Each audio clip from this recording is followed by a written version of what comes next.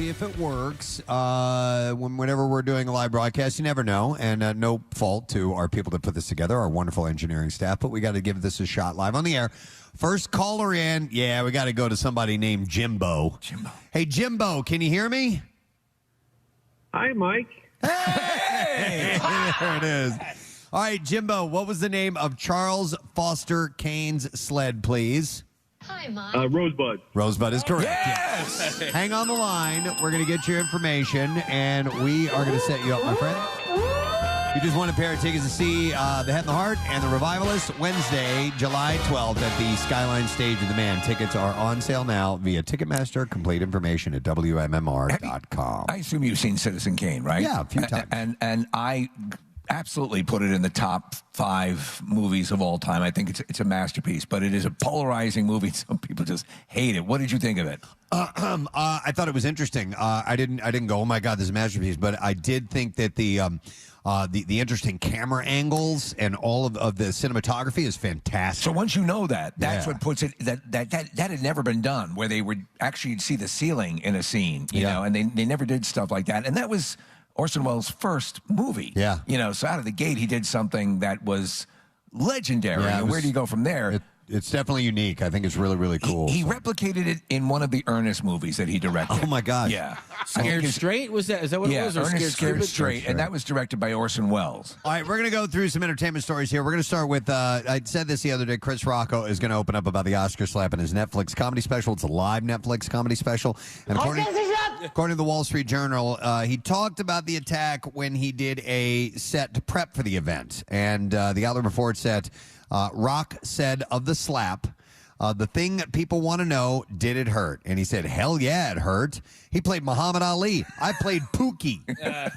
And so he was talking, obviously, about his character in New Jack City. So that's tomorrow, right? Tomorrow, is that tomorrow evening, the live Netflix comedy special? 10 o'clock Eastern time. Right, so he's going to address it all. He's been saving this material for that. Yep, so that is tomorrow night. Could we, watching the footage of it, I mean, even at the point where the slap took place, and I could tell it was real, but I was wondering if he pulled it a little bit, you know, like, because it seemed like Will Smith goes up, starts to do it, and then pulled back a little bit, you know. But I haven't watched it in a while, but it looked like he hit the piss out of him. Yeah. You know? I feel like he walked up there with all those intentions of hitting him, and then was like, "Oh crap!" Like, you know, now I'm committed. Do I kick him in the balls or do I slap? How great would that have been if he just hauled up and kicked him in the nuts? Oh, my balls! Oh, my God. Maybe next time we'll do that. By the way, Marlon Wayans is explaining why he didn't reach out to either Will Smith or Chris Rock about his new HBO Max comedy special called God Loves Me, which revolves around the pair's infamous incident, the Oscars. While speaking with the Hollywood Reporter ahead of the special's Thursday release, Wayans explained that, he spoke with both Will and Chris in the initial aftermath of the incident. He chose not to ask for their insight once he actually began working on the new stand-up routine. He said, in their art, they don't ask me, what do you think of this? And I think that as artists, we all do what we do, especially because it's such a sensitive subject. I don't want their opinions. He said, I just hope that they gauge and trust that I love them, that I'm being objective, I'm being honest, I'm being real, and that the purpose of this is more healing than it is deconstruction. Elsewhere in the interview, he explained that he loves both Smith and Rock, as well as Jada Pinkett Smith, and that he is not coming as an enemy for them with his new special. He said, I'm coming as a friend with love, going, here's what's funny about it.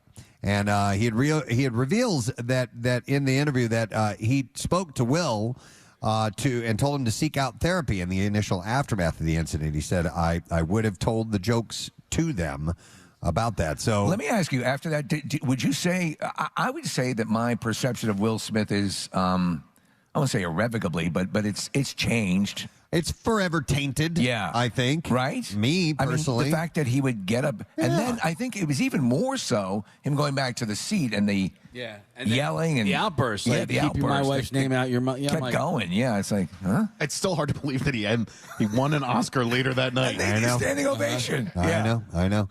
It's just, you know, you could have waited till later on and hit him later on if you really wanted to. Key his car. Yeah, something like that.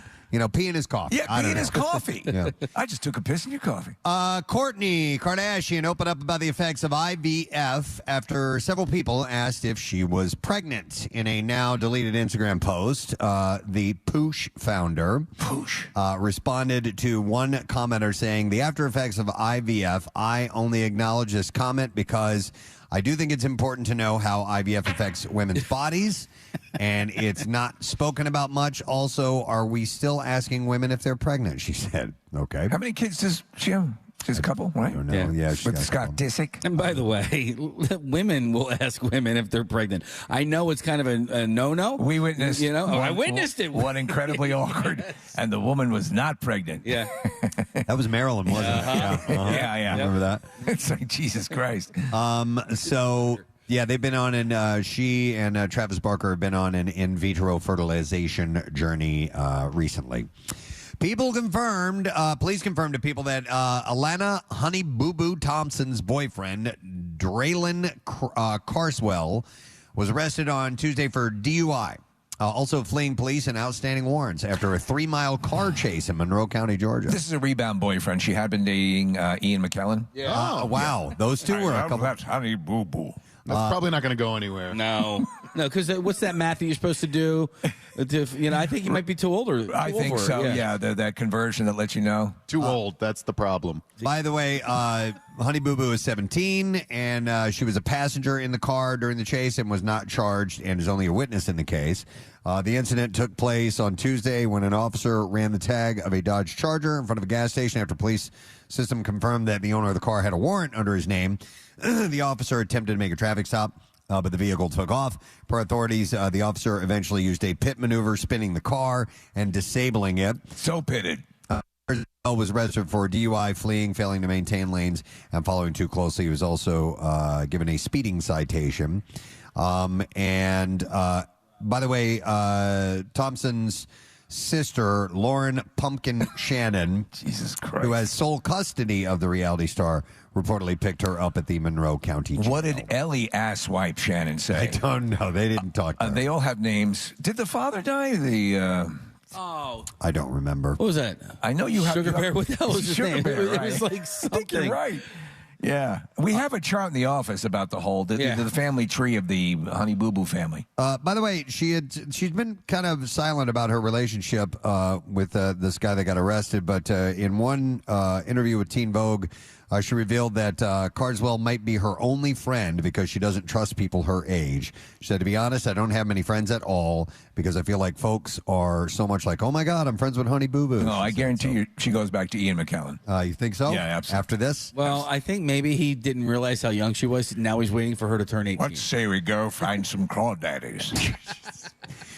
So Bruce Willis was spotted out in Santa Monica on Thursday for the first time since his family revealed his frontotemporal dementia diagnosis last month. Do we know if he conversationally what level he's at? No, I haven't heard anything.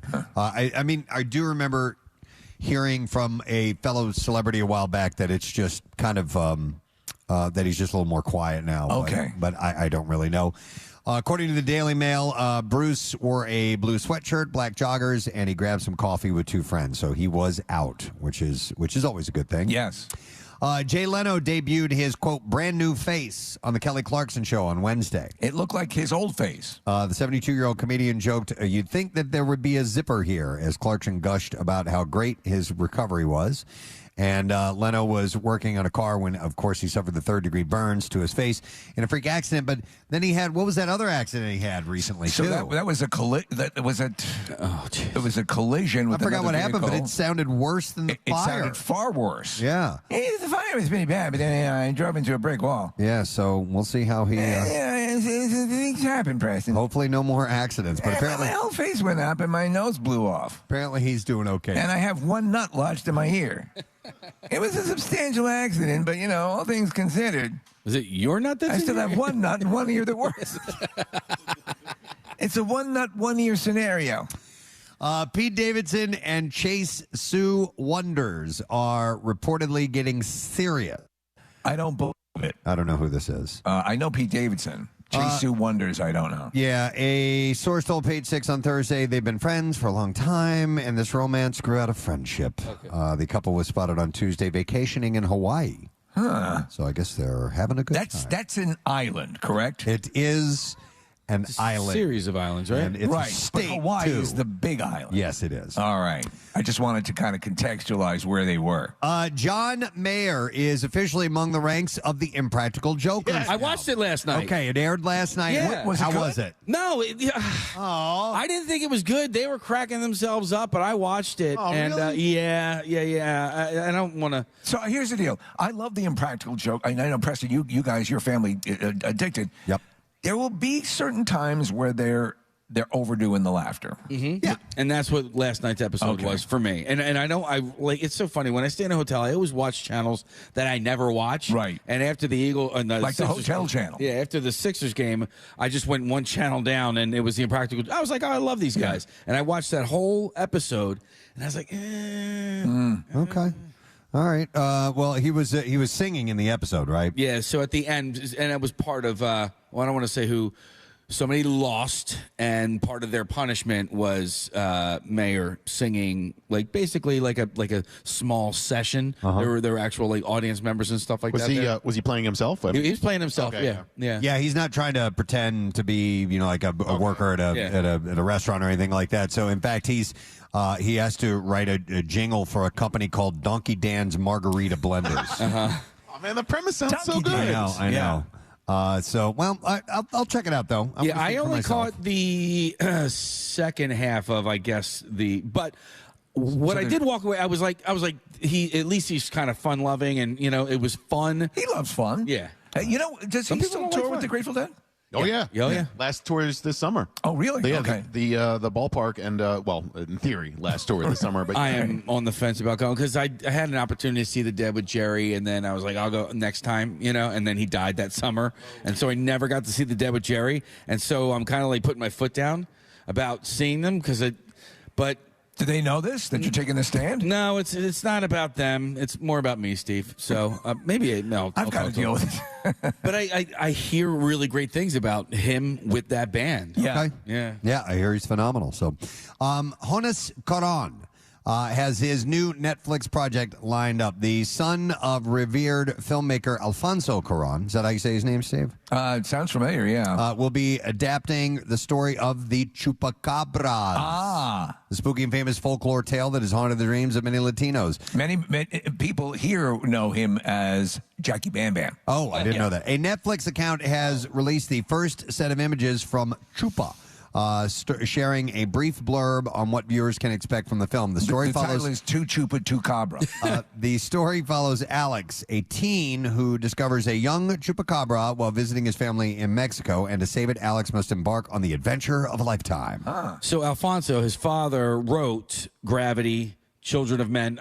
Yes, that's adapted right. the screenplay. Children of Men was a book, right? Right. But and it's then- also a movie. he was also the director of the third Harry Potter movie, and so he was largely responsible for taking those from being kids movies to more adult movies. He did Azkaban. Okay.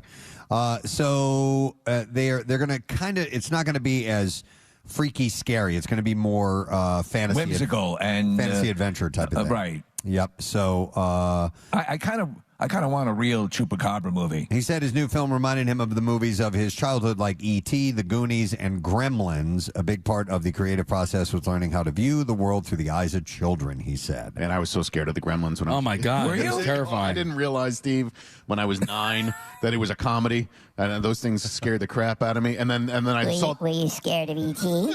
no E.T. Well, when he was gonna get sick, I was terrified. It's okay, Nick. I'm not real. But what, Gremlins You know, 2. my own planet, I'm a botanist, but here I'm just hanging out with these little pricks. Wait a Trying minute. to, can you help me build a goddamn phone? And don't you have a second tongue in your butthole? I do. I have a second tongue in my butthole. That's why you'll see me doing this a lot. Because I can taste my own ass. Are you calling someone?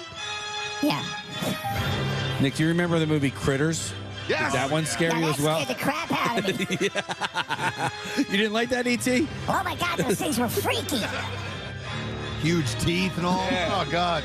And then Gremlins 2 was a straight comedy, a straight up comedy. Well, It was like, there's some gay stuff in there too.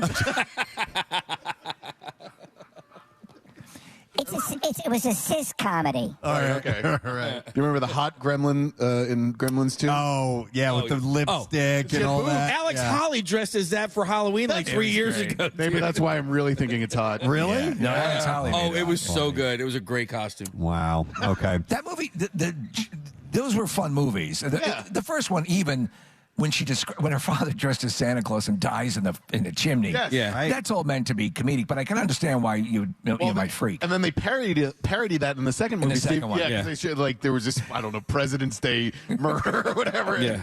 The lead protagonist was like, yeah, okay. But also, it's always after midnight, so somewhere, like, so when you're eating after midnight, it's They like never specified the time zone. Like right. they never said Greenwich Mean Time. right. I assumed it meant once the sun comes up, that's a new day, and then at midnight after that. But I didn't see that in the byline. Okay. Oh, that's what you thought, did you? All right, I have a couple other quick stories here. Star Trek Discovery will end next year. Paramount Plus announced Thursday that the network's longest-running original drama series will end in its upcoming 5th season, which will debut in early 2024. So to be honest, it started pretty solidly, and then I tuned away from it. Mm-hmm. If you are a Star Trek fan and you love like the original or you like the Next Generation, Strange New Worlds. Okay. I cannot recommend it highly enough. Another story of a series coming to a close. Marvelous Mrs. Maisel will return to Prime Video for its 5th and final season, April 14th. Did you disconnect for that? I did, man. I bailed on the 4th season. I watched like the first 2 episodes and then just didn't. What didn't appeal to you about that? I don't know, E.T. It got. It's harder for us to laugh because we have a tongue in our butthole. Yeah. And we're constantly reminded of that situation down there. So you've got to really hit with the comedy. I can understand that. Yeah, I love Hacks. Hacks is the Gene Smart series, which is similar. But I know what you're saying. Well, the Do you thing think the optimum length for a series is like 3 seasons? Yeah, well, 4 maybe. Okay. But the thing about Mrs. Maisel is the dialogue is rapid fire. It is. And so I think I might have gotten tired of that pacing. I think that may have happened to me. I'm not Kind of wore you out, huh? Yeah, I just I'm beat, man. And your butt must be exhausted if you're having to say lines like that all the time.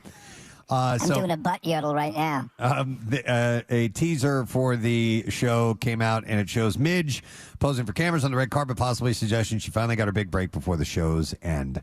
And also, HBO has released a final Succession trailer prior to the show's season 4 premiere on March 26th, and this will be the final 10 episodes of that series. You never know, they might get a spin-off of some type. It's funny how I've got like the other way so much that I'm always cheering them on to be more limited because I agree. Yeah, Even Ted Lasso. I know you guys want more than 3 seasons, and I understand that one because it's so good. But like, I like when there's a definitive beginning, middle, and end. And with Succession, for example, Preston, like the title of the show is Succession, and they haven't figured out who's doing the Succession. Taking over. Yeah. So the reason I like 4 is because 3 to me seems like, there could be just a little bit more, and then 5 is like, okay, you should have stopped last year. Why didn't we stop at 3? Yeah, but anyhow, we'll find out how Succession wraps up. All right, we have new movies. It's a Friday. New movies are opening this weekend. Casey, you going to hit that? There it is, yes.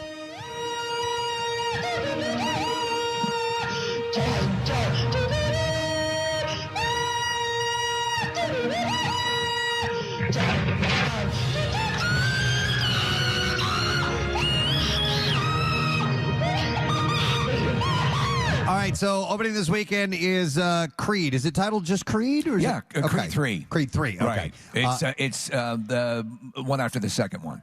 Michael B. Jordan, Tessa Thompson, and Jonathan Majors. After dominating the boxing world, Adonis Creed has been thriving in both his career and family life. When a childhood friend and former boxing prodigy, Damien, resurfaces after serving a long sentence in prison, he is eager to prove that he deserves his shot in the ring. The face-off between former friends is more than just a fight.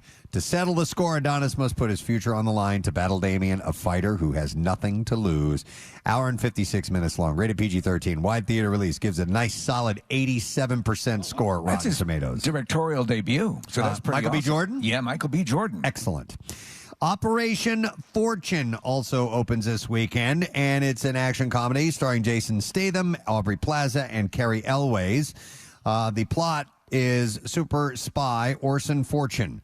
Must track down Orson Fortune and stop the sale of Why did they just name him Super Spy? A deadly new weapons technology wielded by millionaire arms broker Greg Simmons. Reluctantly teamed with some of the world's best operatives, Fortune and his crew recruit Hollywood's biggest movie star, Danny Francesco, to help them on their globe-trotting undercover mission. They're joined by Pasta Fazool. Yeah. They need Chest Rockwell. Chest Rockwell. That was one of the names Flange. in Boogie Nights, right? Running time is an hour and 54 minutes. Rated R, wide theater release. Rotten Tomatoes score 56%. And as you said before, Steve, sometimes comedies have kind of a low rank and are still really and good. It's Michael Ritchie, and I love Guy Ritchie. Guy Ritchie, yeah. Michael Ritchie's another director, but yeah, Guy Ritchie is. I like his stuff, and the critics tend to beat up on it. All right, and the last movie we'll mention is called The Little White Lie. It's a comedy starring Kate Hudson, Michael Shannon, and Zach Braff. Shriver, a down-on-his-luck handyman who has never read a book in his life, is mistaken for a famous writer that has been in hiding for over 20 years. With nothing to lose, he accepts an invitation to attend a college literary festival and finds himself surrounded by adoring fans and an English professor who captures his heart. Shriver must do whatever it takes for his shot at love in this fish-out-of-water comedy. Hour and 40 minutes long. It's rated R. Wide release and streaming today. Rotten Tomatoes, 25% score. All right, some clips. Let's go to those. This is always the highlight of a Friday. Emma Mackey pushes aside her sex education as she takes on the role of author Emily Bronte in the upcoming film Emily. And here talks about her work. Jason, the clip, please. Literally, if y'all know us, we are the least controversial, problematic people. So I kind of live for the fantasy of us causing all this chatter. I'm we're just existing and the girls are mad. Okay. So Jason in my ear goes, this might not be the right one. These aren't labeled. I have no idea. I couldn't even understand that. No, it's too much reverb and everything. And that definitely wasn't it, because the second clip is also not. It's Michael B. Jordan. That was not Michael that was not B. Jordan. That was Michael B. Jordan? No. Emily is out in theaters now. All right, next clip. We're going to try. I don't care if you get the real clip or not. We don't care. In fact, we don't care. In fact, play... I got you. Yeah, okay. So Creed 3 continues the origin story of Adonis Creed as he dominates the boxing world. And here, are you going to play this clip, Casey? Yeah. All right, Jason, we're going to get the clip from Casey. Yeah. Here, let me know when you're ready. Director and star Michael B. Jordan talks about his career. Here we go. This thing is, oh my God. Okay, here it is. You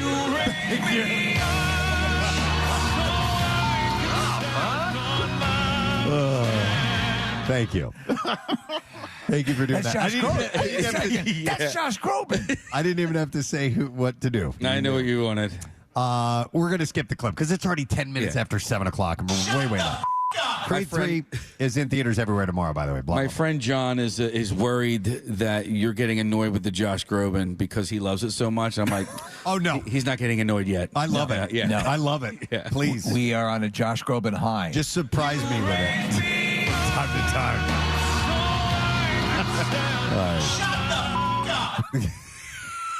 Marissa's trying to get him on the show. He's currently on Broadway in Sweeney Todd. Oh, wow. That'd be great. By the way, Josh Groban has done some comedic stuff. Oh, He's pretty yeah. fine. We're not slighting Josh Groban. No, he's a very likable guy. This incredibly inspirational song, and someone always telling him to shut the F up. All right, so that's the entertainment report. Like I said, it's already That was good, by the way. 7:10. Thank you. I know you were worried about I was concerned. the crowd standing up and they're yes. carrying you around the room on their shoulders.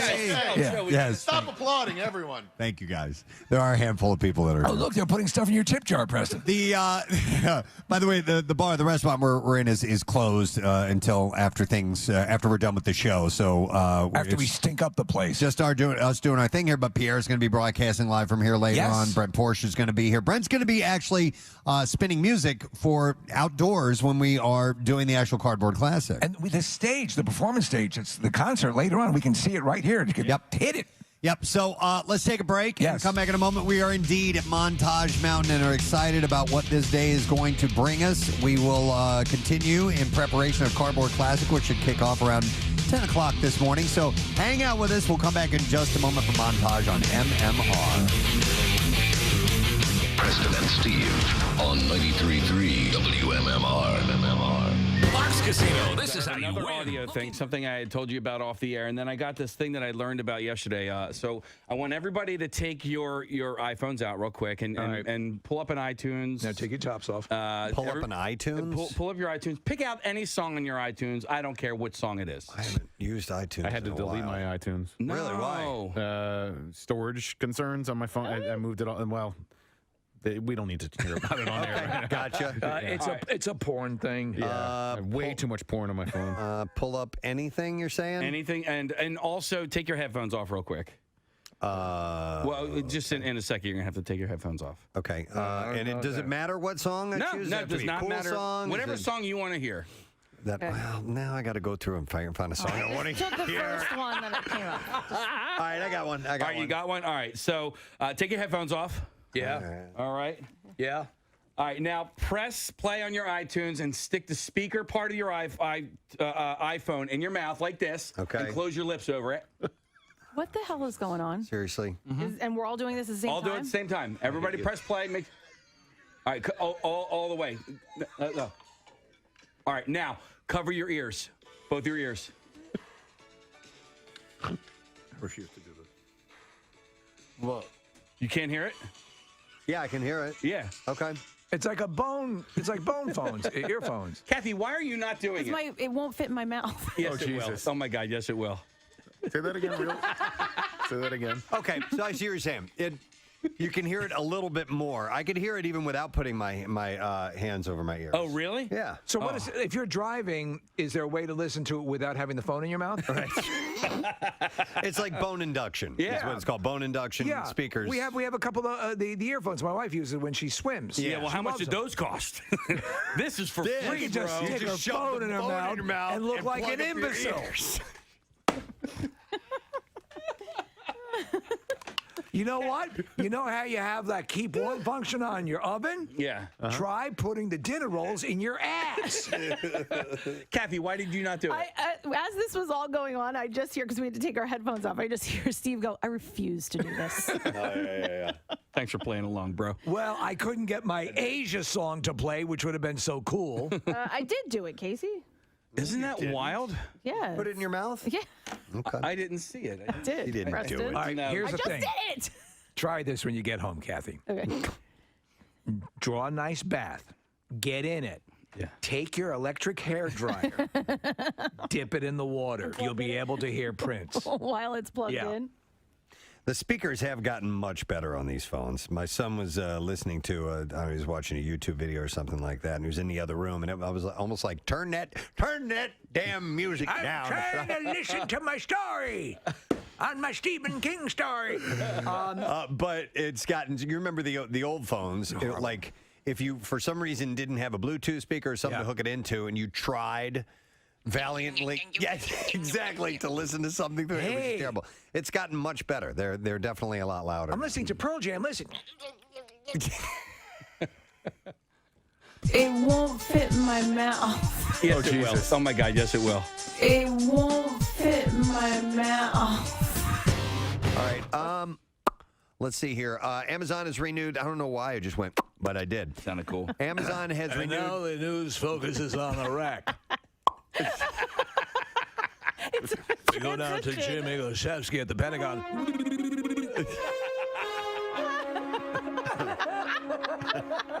I'm trying to throw it back to you, Tom, but I can't do a chicken fart. Having a hard time today. Chicken fart.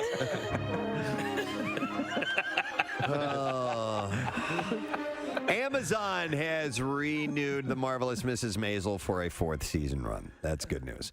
The show, which has won multiple Emmys and Golden Globes, just received 2 more Golden Globes nominations for Best Television Series and Best Actress for Rachel Brosnahan. I'm watching season 3 right now, And it really is. It's a great show, but it's tiring watching that show, the amount of dialogue that they jam in. It's rapid fire. It's so rapid fire. And it's like an Aaron Sorkin. Yeah, exactly. Yeah. She speaks so quickly. Oh, my God. And I will miss stuff. I do have to back it up from time to time just to catch all the dialogue. It's great. It's done in that sort of period piece dialogue delivery way. Yeah. Yep, exactly. So Black Christmas opens this weekend. It's a horror film directed by Sophia Takal. I love Christmas horror movies. It stars Imogen Poots, Carrie Elways, Brittany O'Grady, Lily Donghue, and Elise Shannon.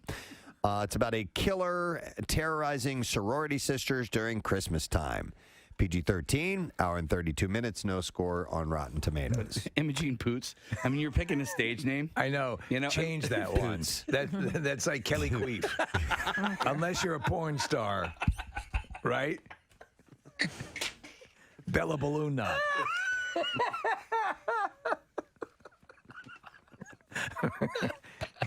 I thought the same thing, Case. Imogen Poots. Okay, we're going to sit down here for a second. We've got a whole bunch of names that we can pick. Yeah. It's a real name. I narrowed it down to 5. Well, then change it. Yeah, there are stage names available. It says here your name is Poop Dribble. Oh, my God, Casey. Her middle name is Gay. No! Yeah. Imogen Gay Poots. Uh-huh. Wow. Dude, what is wrong with her parents? Nick, has she been in anything? Pull up her she has striking blue eyes, according to IMDb. Well, was she in the... oh, yeah. She was in 28 Weeks Later. Yes, she was in Green Room. And she's also in... That Awkward Moment and A Long Way Down are her notable... She's in Never Stop, Never Stopping. Is she? Pop star. Yeah. Yeah. Okay. Is she in that, right? Yes. Yeah.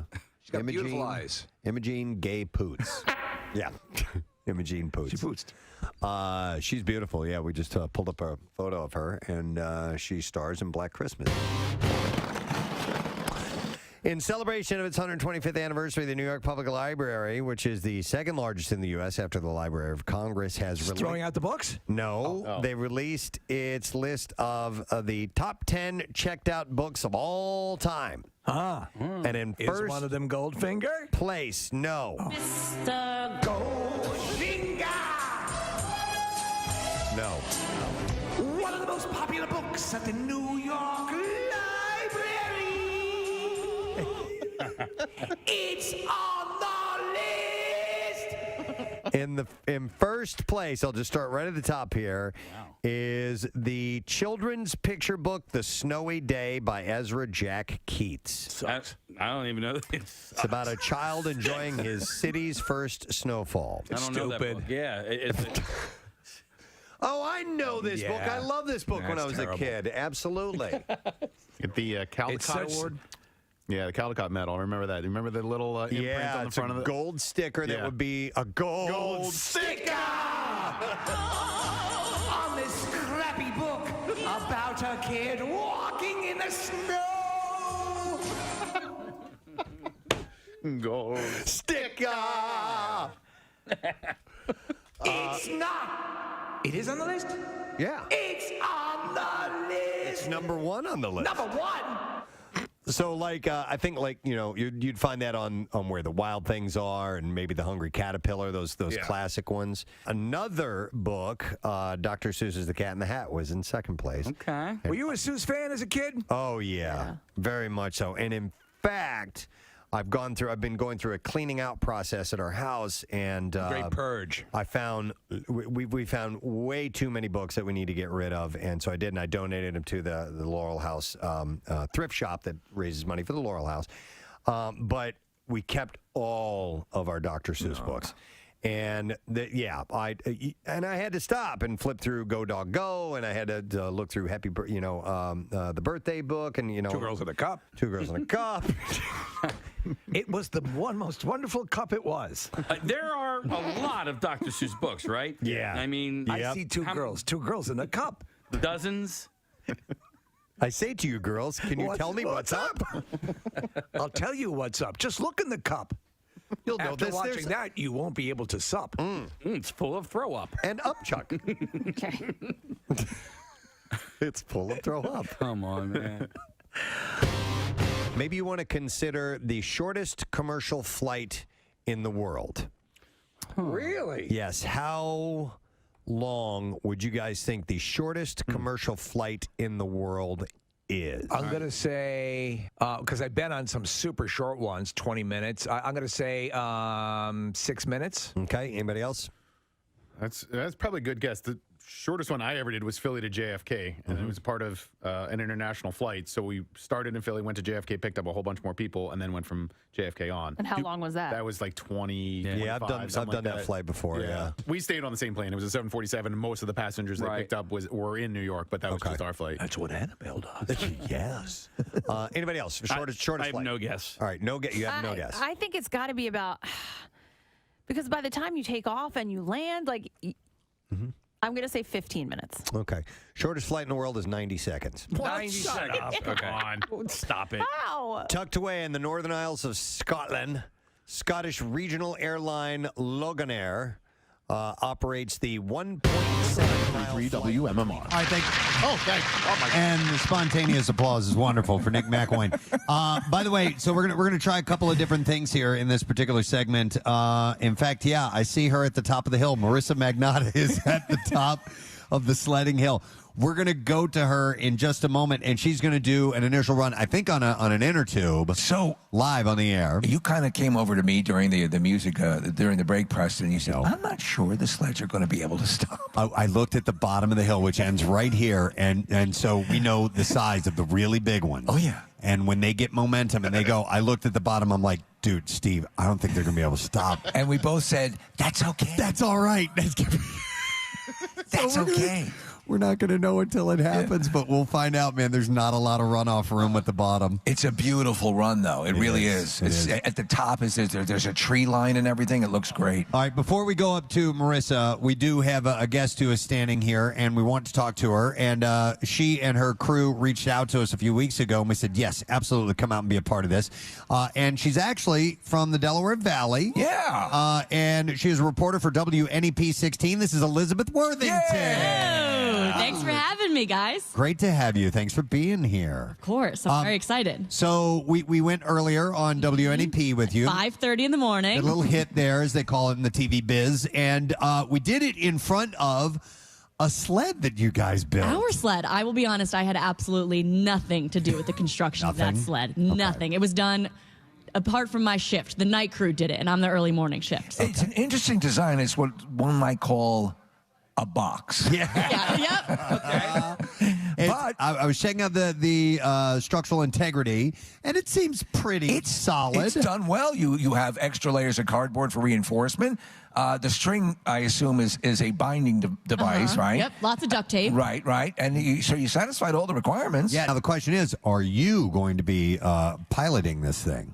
I don't know about piloting. I'll be participating. And you're like gonna I be told in you it, guys, though. yeah, Okay. I'm rooting for chaos. I want people to fall out. And if I'm the one who falls out, so be it. So that's that. And what we explained to you, that's fine. Yeah. In fact, you win if it's a disaster, and you win if it's a success. Yeah. So Favorite fail. That's absolutely. what we're going for. We do have a favorite fail prize, and I you can want see that. actually from Acme Corrugated Box Company. These are our trophies that we have set up in front. Well, that's the category where you win alcohol instead of money. So that's why I'm going for that one. I gotta look at the prizes. anyway. All right, so where are you from, by the way? I am from Montco. So Montco? Lower Gwinnett Township, to be specific. Fantastic. And then you ended up out this way. Yep. And how long have you been working in television out here?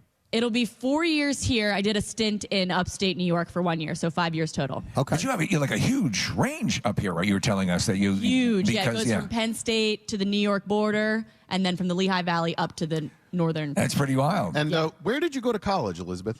Thank you for asking, Nick, my fellow Bucknell alum. Yes. Yeah, so Pennsylvania girl through and through. Did you do the 7-year run as well? There are more successful people. I wish I did.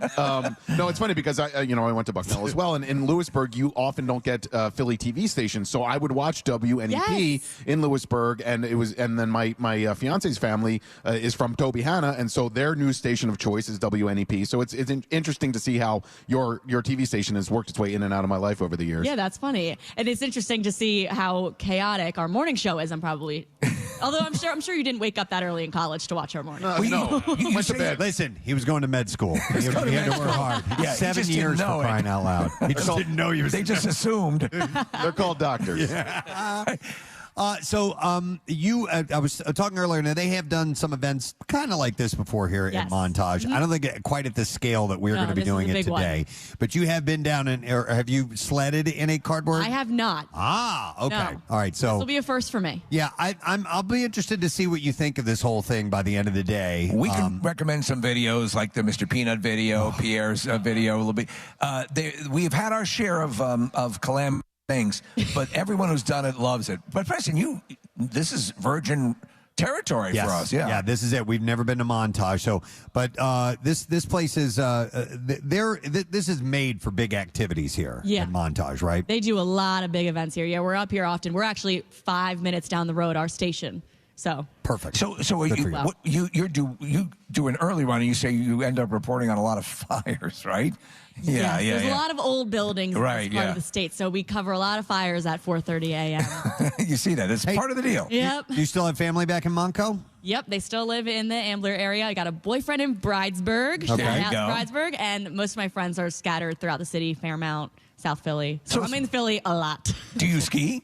I do ski. Okay, well, there you go. That works out. All right. All right. Well, listen, we're excited to see you head down the hill. Yep. A little bit later on, we will we'll definitely report on that. We'll have paramedics waiting. Yep. Yes, please do. Just Please in do. case. But we appreciate you being a part of this event. Thank you guys for having me, and thank you for being on at 5:30 a.m. Absolutely. Our pleasure. No problem. All right, Elizabeth Worthington, WNEP 16. Nice. Thank you for being here.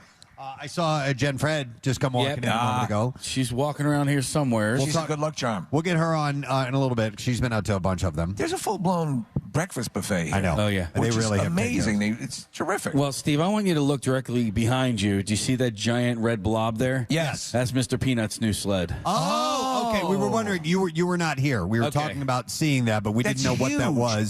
Do we know? I know what it is. So I know what it is now too. Now that you said that it's his, it's the Grinch loading up his sled with all the toys from movie. Didn't that end in disaster? Yes, it did. The gigantic bag of goodies on the my tiny God, little sled. That's awesome. And you remember he takes that big run down the hill. And he almost dies. Yeah, so, and Mr. Peanut will be a part of it. He wants me to drive it, by the way, Casey. Preston? Yeah, because he texted me the other day because I was driving the Peanut Mobile. And remember, you didn't get hurt. I didn't get hurt at all. You're right. It's a glutton for punishment. All right, we'll have to have a talk with him. All right, do you guys want to see if Marissa is ready to go? We've never really done this before, I don't think, during the pre-run time. During the show. I can't see, so you guys will have to describe. All right, Marissa, I can see up there. Can you hear me? Can you guys hear me from the top of the mountain? Oh, that's crystal clear, Rodney. We got you. So are you going to be riding an inner tube, I assume? Yep, JR from the Ski Patrol just brought over a tube. Obviously, all the tubes are tucked away because the tubing hill is now the Cardboard Classic Mountain, but they pulled one out of storage, and I'm going to take the inaugural ride. Wait, can I work my way over there? Yeah, you know what, Steve? You'll be able to, from where we are, we won't be able to see her finish. But we will see. You know what? I'm going to get up and walk over here because maybe I can. Do you want to Steve, take you a can come over ride? here. Do you guys want the Ski Patrol to come down and get you? Yeah, right? Ski Patrol coming down and get us. Yeah, so we can go up to the top with her. Did you take a ride up there? Heck yeah. We got VIP didn't know treatment that. around here at Montage, guys. All right. Normally we would have to walk up there. There we go. All right. All right. Yeah, Marissa, we got our eyes on you now. We can see you. You're going to be, and now it seems like they have carved out. They have carved out 3 different chutes or runs or lanes, I guess would be the proper word for it. And you're going to go down the middle one, it looks like? Yes, and this is fresh snow. They keep warning me how fast the tube is going to go. All right, how does it look from years past as far as the steepness goes? It is about the same what we're used to? It's a little less steep, which I think will be good because sometimes that's where the sleds would have a little bit of trouble, right? Okay. It would Yeah, get that's a good over point. and it would flatten out. So this one is a little bit straighter, so I feel like there's going to be much more success with the sleds, which is unfortunate because I love it when they disintegrate. All right, but we'll see because this it has an interesting it levels off on almost not flat and then it goes down another slope. So there's kind of little like, do you remember the giant slides when you were a kid? Actually, they have one out here. Right over here, yeah. Yeah, it's similar to that type of thing. All right, are you ready to give this a shot, Maris? Oh, I'm ready. And when I tell you guys, they keep warning me how to slow down. Like, they're nervous about how fast this is going to go. So All right. I'm really excited. And so somebody needs to see what happens at the end here, so they'll have to move over. All right, I don't know if wait. you'll be able to see. All right, let me see if I can see. All right, I can Marissa. see.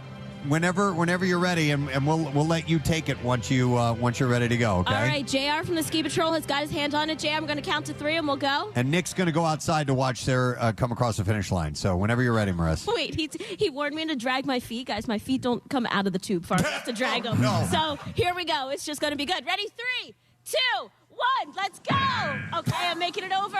It's not too bad so far. All right, it's getting really fast. I'm turned around. Oh, no. I can't see anything, guys. Oh, no. Oh, no. Oh, no. Okay, it's really, really, really fast. Oh, no. Oh, no. I'm nearing the end. I hope this thing stops me. I don't know if it's going to stop me. 1, 2, 3. I've completely missed all the mats. She's still going. Still going. Where is she, Nick? Made it to the broadcast. Watch out. Watch out. Watch out. She only hit one person on the way down. Yeah. Hey, what's your name? I'm Jeff. Thank you, Jeff, for stopping me at the bottom. I made it, guys. Yeah, and how are the snow conditions? Oh, they are effing great. Oh, I love hearing that. I'm so excited because I forgot my ski boots. So Marissa, do you think something that weighs almost a ton coming down will have the ability to stop when it gets to the bottom? Guys, these sleds are going to fly. Okay. Oh, will it stop? Awesome. Oh, yeah, sure. It's going to stop by Eventually, somebody. I mean, the planet's round. It'll end up eventually running out of steam. I mean, how long is that? Like 14 seconds to get to the top to the bottom? I don't know. It's smooth. We should have timed it. Yeah, we should have timed it. Yeah, she All right, go back up. I should probably go again, right? Yeah, go back up, Marissa. Honestly, let's do Really? another run. Yeah, why not? Take Jennifer Fredericks with you. Yeah. Jen Fred, get out here. We're going again. I don't know where JR, we're she going is. again. All right. All right, We're going set again. up. Well, that's good. So for finally, first time ever, we get a snow condition report. Yeah. Well, And by the way, coming up. the sun is coming out. So by the time we get out there, it'll be perfect. Yeah, I'm loving this. Temps are going to they be have- topping out at like 40 some odd degrees. That's it. Do they have mats set up at the base to They stop? They do. Okay. Yes. All And right. they also have French bread sticks over here, right? Okay, yeah, French French toast toast sticks, and then lobster rolls. Yeah. So There's a lobster roll stand right there. I think we're in good shape. So, Casey, because I was in a tube, I just missed the mat, but I think just only because I was small. Any Okay. of the big sleds are going to come right down the center and hit the mat. By the way, you pointed out, Preston, they have that run the slide over here, and then they have this this contraption over here. Those are water slides. Yeah, water water slides. slides. Yeah. It's amazing. Yeah. So they've in the summertime, this becomes a summer water park. A summer fun park. Yeah, and they do have concerts and stuff like that where, like you said, the lazy river goes right by the stage here. Yeah, so there's a bigger stage over here behind you, Preston. The pavilion. So when they have like the big shows like the Peach Festival and stuff like that, if you were to come down, there's like this private driveway that comes down this way. Yeah. You go past, you can see it. It's a gigantic tent. This is my for someone who's never been here, I'm blown away by the stuff that is here. It was just up the road from us, Preston, and we never knew. I love it. Yeah. Yep. And Montage had been courting us to come out and be a part of this for years. And we had already kind of had a system set up. And once that changed, we're like, all right, we'll definitely give this a shot. And so far, so good. I'm loving it. French toast sticks, we're good to go. Yeah. Nothing. And mini bagels. I mean, we've been talking about the French toast sticks, but like mini bagels, we mini don't bagels. We have to give them their due as well. I have an issue with mini bagels. Okay. And tough to get them out of the toaster. Dude, you're reading my mind. I know. And they're delightful. And I never thought of that. I enjoy the sandwich that is you can make with a mini bagel, Steve, but I like my bagels toasted. Right. And they are difficult to get out of the toaster because of their size. Their mininess. You have to stick your fingers into a red hot toaster to get it out. It's tough. Well, then, Nick, what are your opinions on bagel bites? I'm anti-bagel bites. Really? Yeah, I mean, they're fine. Get out. I like them. Get out. I don't. All right. I don't love them. I find that when things are minified, it's very rare that they retain, for some reason, and maybe it's psychological, that they retain the taste of the original larger component. I offer you as evidence mini brownies, brownie bites. Yeah. They're good, but they don't taste like a full-size brownie. Yeah, but I prefer my brownies home cooked. Now, agreed. I did eat an entire box of pepperoni pizza bagel bites when I was a vegetarian, and I didn't realize until I was done that pepperoni is meat. Oh my God, are you serious? Dude, you're serious. Preston, it's one of the best kept secrets in the culinary world that pepperoni's meat. It didn't even dawn on me. I was like, no, pepperoni's pepperoni. It's probably the most processed meat in the world. What's the Pierre story? Sorry, what did he have? Oh, that was Nick. Chorizo. Yeah, we were in Vegas and ordered room service. The most committed vegetarian we know. And he got a chorizo omelet, and I was like, I thought you were a vegetarian, but I didn't say anything. And he wolfed the whole thing down. And then afterwards, he was like, "Hey, Nick, just out of curiosity, what's chorizo?" And I was like, "It's like a Mexican pepperoni." Mexican sausage. And he's like, okay. And then he went into the bathroom and made sure that he didn't actually digest. Right. So he vomited it back up. Sure did. That's committed. Pepperoni bagel bites. I did not vomit them up. No, you enjoyed them. And you're no longer a vegetarian. Nope. Yeah. No. All right, let's check on the status. Hang on a second here. Can we? Marissa just texted me, said, "Can we jump in to do this? Ski Patrol has another assignment." Yes. What does jump in to do this? Do it now. Oh, Marissa, are you there? I'm here, guys. Okay. All right. Yes. Now we're going to time you this time. Okay. We're going to use a device called a timer. All right, Casey, you going to handle this? I got you. By the way, guys, there's more sleds that are coming up. You talked about the Who sled. There's the Gene Simmons chicken. This one, we talk about show-centric sleds. There is a Tom York pressure washer. Do you guys remember that? No. Tom York from radio. It's a little thing I did. Tom York pressure washer.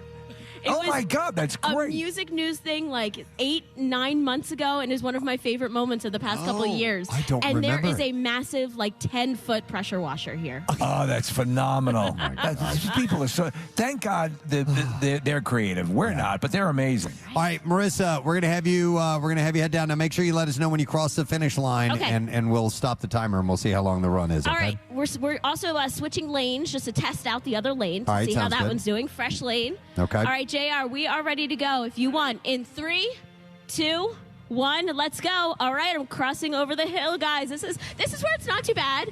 And then right here around the fences is where it gets really, really fast. All right, I'm hitting the side. I'm going to hit the side. Nope, I missed it. I'm good. I'm turned around, though. I have no idea where the finish line is. If I'm going to go, there's no one to stop me this time. I'm missing all the mats again. Oh, no. Oh, no. Oh, no. I stopped. All right, are you crossing the finish line? Yeah. Done. Done. How much time, Case? Guys, this is a new world record. 19.7. Oh my God. She broke the 20-second barrier. You're the Hussein Bolt of inner tubes. So everyone who has spent all this time on their sled gets about 20 seconds of glory, and then it's over. That's like my honeymoon. Yeah, right? It's a lot like that. 20 seconds of glory, and then it was over. Well, listen, here's what I'd like to do. In the interest of staying on time and wrapping up this show around 10 a.m., because that's what we would like to do to get the Cardboard Classic underway, I want to go ahead and take a break now. Yes. We'll come back in a second. We'll get to the bizarre file. We'll meet some other friends here at Montage and just get ready for the event taking place first time ever here at Montage Mountain. Cardboard Classic, 93.3 WMMR. Be back in just a moment. Stay with us. Could handle 8 vaginas. I'm good, but I'm not that good. I tapped out after number 6. Q, why don't you get in on this?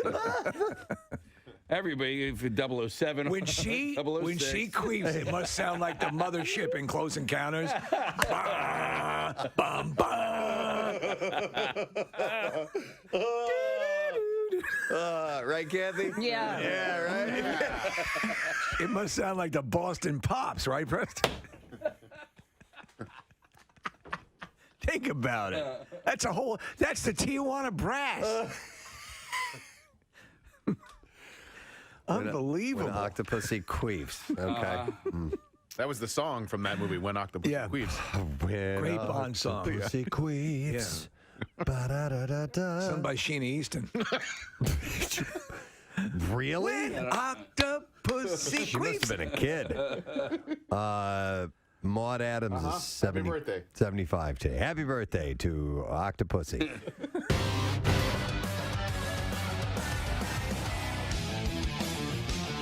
A little light listening this morning on the Preston and Steve show. That's actually the new theme to 60 Minutes. With Disturbed, and I just hear, no longer be your whore. All righty then. Mike Schmidt, Hall of Famer, baseball player, and just a god in this town, was in our studio one time, and the song that we were playing was as we were getting ready to introduce him was Godsmack, the song Crying Like a Bitch. And it's just like, crying like a bitch! Just screaming. And I look over at Mike Schmidt, who's just sitting there with his headphones on. Where the hell am I? And now we're playing Disturbed with the screaming, and I look over at Terry Crews is sitting right there with his headphones on, just pretending like he's having a good time. No, I really liked it. Longer be your whore. Yeah, now I was getting into it, man. Let's welcome Terry Crews. How you doing, I was into it. I'm ready to do another workout. Did you already get one in this morning? Got one Of in. course, Wow, man. of course. Yeah, I love it. Terry, we were laughing this morning because you posted a picture of you on your Twitter page, Preston and I, and someone had said that you resembled a chewed up Tootsie Roll. Yes. And was you, so you funny. posted the picture, and it was just hilarious. Well, they said now that they put it down that they couldn't unsee it, and then what was weird is I couldn't unsee it either. I was like, all right, that looks just like me, a chewed up Tootsie Roll. I'm trying to tell you. And it looks like, if you haven't seen the picture yet, it looks like if you were in the Star Wars movie where they froze Han Solo. Carbonite. If you were to freeze Terry Crews in Carbonite. Oh my God. So we were thinking it's safe to say you are in the pantheon of favorite guests we've ever had on the show. Constantly referred to, and the career just keeps going along. Obviously, your AGT now is a big thing. Yes. I'll be honest, I was never that much into the AGT thing, but your zeal. Your excitement for it is so infectious, and now we've known people like John Dorenbos and other people who've gone through the system, and it is you'll see some wild stuff on that show. So through you curated it, and I'm like, okay, I'll jump back in and check it out. So I watch it. What draws you to that show? What do you, because you are clearly exhilarated by it. This is the thing. First of all, when you look at what entertainment is. The 18 to 35-year-olds have gotten too much clout. I'll be honest with you. You're like, okay, man, there's a big world. Yeah. And, the 18 to 35, that's it. They determine what's hot, what's not. And you're like, no, not at all. If you have a family, you understand that your kids, the ones under 18 are the ones that's determining everything. And then the ones over 35 are the ones that's paying for everything.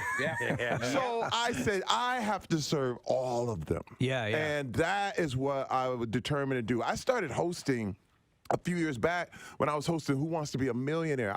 This is the deal too, because it really, really satisfies me, because I do not, when I perform now on movies and TV, I have no audience. There's nothing.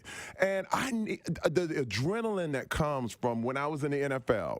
It's really replaced by AGT. The crowd noise, the energy, the fact that anything can happen when it's live, man. You do go live. No, it's live. Look, I get the keys to NBC for 2 hours, and they're like, "Look, bring it back in one piece. Don't break it. Don't dent it. And watch out when you're backing up with it. You know what I mean? And basically, you got to bring it back in the same condition or better. And it's so you realize anything can go wrong, and I love it. So the other night, something went wrong with the guy with the crossbows and the levers, and so I found myself on the edge of the seat watching this mistake, these flaws, because not everybody that comes on AGT does it perfectly. No, they don't. So for people who aren't watching, what happened? Oh my God! Well, I mean, the guy thought he had set his trap, had set his arrows right, and the whole thing, and he realized he was nervous, and he's strapped in. Yes, he was nervous, and he didn't do it right, dude. Oh no! But this was so wild, man. You start to realize, and my thing is always talking to the acts and trying to talk them through so that they can be relaxed. Right. Because the deal is easier said than done, though, right? It is, because everyone makes you. They make you nervous. I had one guy. I'm gonna tell something right now. This is crazy. I was doing this movie Blended with Adam Sandler down in South Africa. You were great at it as the singer and calypso guy. It was awesome. But see, one person can mess up your whole world. Right. I remember I was about to do the scene, the whole thing, and we only had a few minutes to do the scene where we were losing light and the whole thing. And this director of photography, I don't want to mention his name, but he walked up to me and he said, "Don't F up." Now when you said, I'm going, huh? Now, that's the worst thing you can say to anyone. But thank God I knew to counteract that. And I said, don't take it. Don't take it. In fact, use it as fuel. Right. In fact, focus. Get inside. Come inside more. And I jammed and the whole thing. And I did we did the thing with the choir. And we were singing and doing the whole thing. And I looked at him and he was like, that was pretty amazing. And I was literally like, F you. Believe me, I could not believe he would have the nerve to do that. So I realized what I wanted to do for all these acts is be the anti that. Come in there and tell them, you got this, man. You can do it. It's okay. But he just got so nervous. He didn't turn the safeties off. He didn't turn the safeties off. And you got real people, and he's standing there in front of it. And then you got Alicia. She's wondering whether should I press the button or not. She could have killed somebody. Yeah. Well, it's really nuts. The acts are like that. There have been some injuries, but that's the real deal. What sort of blows my mind is what they're using the theater. There was a dance act that was using projection or something like virtual dance, and I mean it was Freckled Sky, yeah, right. It was as theatrical and Broadway level that I've ever seen. How much time did they get? Because that had to be live. How much time do you get to set something like that up? Oh my God! First of all, the crew on America's Got Talent has been underrated and not appreciated enough. This is literally like putting on the Oscars every week. It's the biggest live show on television, period. And it's the biggest talent show in the world. Well, so they're the best in the business, man. And any mistake, it could all go wrong. Go wrong. They do it so good. People, it's like people think that it's just it's a given or whatever. But man, when you watch this crew and as well as they do it, you talk about roadies and all this stuff. It's not like one of the best things in the world. One act that's on for 2 hours. Because this guy, I don't know to explain it, Preston. The dancers at one point look like they're marionettes. Yes. Faux strings coming down, and there's a whole bunch of stuff going on, precision stuff. Well, I feel like a circus master. Right. You know what I mean? And that's what I love, because I come from also the days of the variety show. Right. Listen, Carol Burnett was one of my favorite shows of all time. And I miss that, man. I wanted to bring that back. And I'm not a comedian, but at the same time, this energy, this love, I want to be this guy. And it's to get this opportunity. It's the biggest thing in the world for me. I think for the entertainers and like for John Dornbos has told us what the whole experience was like and the whole deal. And obviously there's the background story which plays into it and the emotion and all that stuff. So for some reason it works. It's the oldest Ted Max amateur hour that goes back for decades. Ed Sullivan. Yeah, Ed Sullivan. Where these people come out and spin dishes and all that stuff. What we're talking about, like the act with the arrows and all that stuff. What was the one act you thought, okay, this guy's going to die? Yeah. What was the one where you thought this guy's coming out in a body bag? Oh, there are several. I'm trying to say which one. Some of these that are coming up. There was a guy who was in a water tank. And I thought, he was like the Houdini thing? This is like he did a Houdini-ish deal, man. And I said, man, and then it didn't look like things were happening right. You could tell when his assistants start running.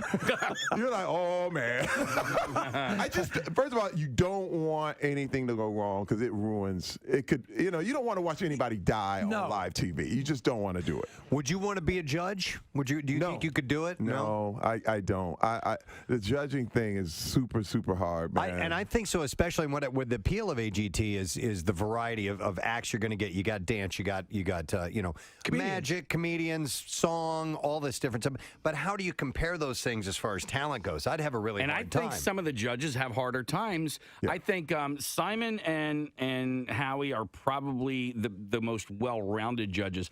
I've seen Heidi not get jokes, and because she doesn't get a joke, she gets offended by it. It's right. Like, it's hard. But let me tell you one thing. I got to tell you this. The reason we have judges is because America wants blood. Yeah. I'm just telling you. First of all, how can you compare a singer to a dancer to a danger act? Mm-hmm. Well, we know. How can you do that? The end result is, and this is the way I've always framed it. To me, you're looking for somebody who would be a successful Las Vegas act. Right. And that's the context, That's correct? the context. Right. But at the same time, this stuff is subjective. Right. Yeah. What show do you see in Vegas? It's the show you want to see. Right, yeah. So, if you want to see singers, you love singers. If you want to go to a dance show, you go to a dance show. So the deal is that America wants someone to lose. Yeah. America wants you bleeding. And they don't care if you're under 10. Listen, first of all, I love it. I love America. But it's the sports mentality. No. It literally is someone has to go home and that makes you tune in. But if they were like, there's really no competition, it's all exhibition, they'd be like, nobody dying here. I'm not going to watch this. Could you imagine your life without the foundation that you had in sports and all that's trained you for? I mean, it seems to provided you with a Swiss Army knife of capabilities that's gotten you through. I remember when I first saw you, I thought, and I have to be honest, who is this meathead? Who's this guy? Who's this guy? And then I go, why is this meathead so funny? And then I'm like, why is this guy? Why is this guy? And then I realized this guy's talented. But you said you weren't funny, you weren't a comedian or so on and so forth. It seems to me you okay, this is something I got to take on and tackle and work through. Sports had to be just an absolute essential part of what made you you. Yeah, first of all, it was. Yeah. Simply because in the locker room, it's like all versions of humanity. Right. You know what I mean? Right. I was funnier in the locker room than I ever was on these shows. We had so much fun hanging in the locker room and just balling and hanging and talking and really doing our thing. And the sport itself, however, a lot of that drama came with baggage. Right. You know what I mean? And my thing is sports is good until it isn't. Yeah. It's literally one of those things where first of all, I love sports, I love entertainment, but I love people more. And when you use people WMMR. They love him. They love him. The crowd just loves it. Speaking of due east, by the way, I didn't know that the hill faces. That's the way we face. Dude. The sun is directly in our eyes. Did you remember your sunglasses? I fortunately had a pair in my car. I did not. I didn't think of it. So, but I had one of our interns, Eric, run off and get those for me. Thank goodness, because it's going to be tough to see if you don't have sunglasses. Yeah. By the way, yes, just to reiterate, Kathy's out today. She couldn't make it here. We're bummed out, but she had a family thing. Everything's cool. Very understandable. From what we understand, but she can't make it. And but she's obviously she's dealing with that, but she desperately wanted to be here. Oh, she was going to go skiing. She's going to make a day of it and everything. So, unfortunately, but we'll bring all the stories back to her later on. By the way, Paul Vile, Jello Shop Man, is here. I saw him just a little while ago. There. We'll talk to him a little bit later. There? We'll get you on a little bit later. Yeah, he's sitting over there. All right, there we go. His brother Paul. Is Paul here too? Is Sam here? Yes, they're both here. Oh, good. And there then, he is. Oh, there's What's up, Sam. Oh, there you go. Yeah. And then Perry Shaw is also part of your crew as well. He's going to be here around 9, so he's an artist. He's the one who's designed like all the Black Keys like concert posters and stuff like that. Yeah, so I can't wait to meet him. And we're going to talk to Paul later on, and Sam as well. But Paul's got a plan. He's got a plan for today. Oh, I like a plan. Yeah, so we're gonna talk to him about that later on. But those plans involve Jello shots and lots of them. Yes. So we'll get to that a little bit later on. And we're also going to talk to some friends here at Montage Mountain and Jem Fred and more. But we do need to do the Bizarre Files. All right. So, wait. Weren't you supposed to remind me of something? Hey, wait, hang on a second. Nick, do you got to remind me of something? Jason, remind Casey that Preston needs to do something. There we go. You got to play the Froggy song. I always forget to play the Froggy song. It's Friday. Let's do it officially. Jason, give me some Froggy, please.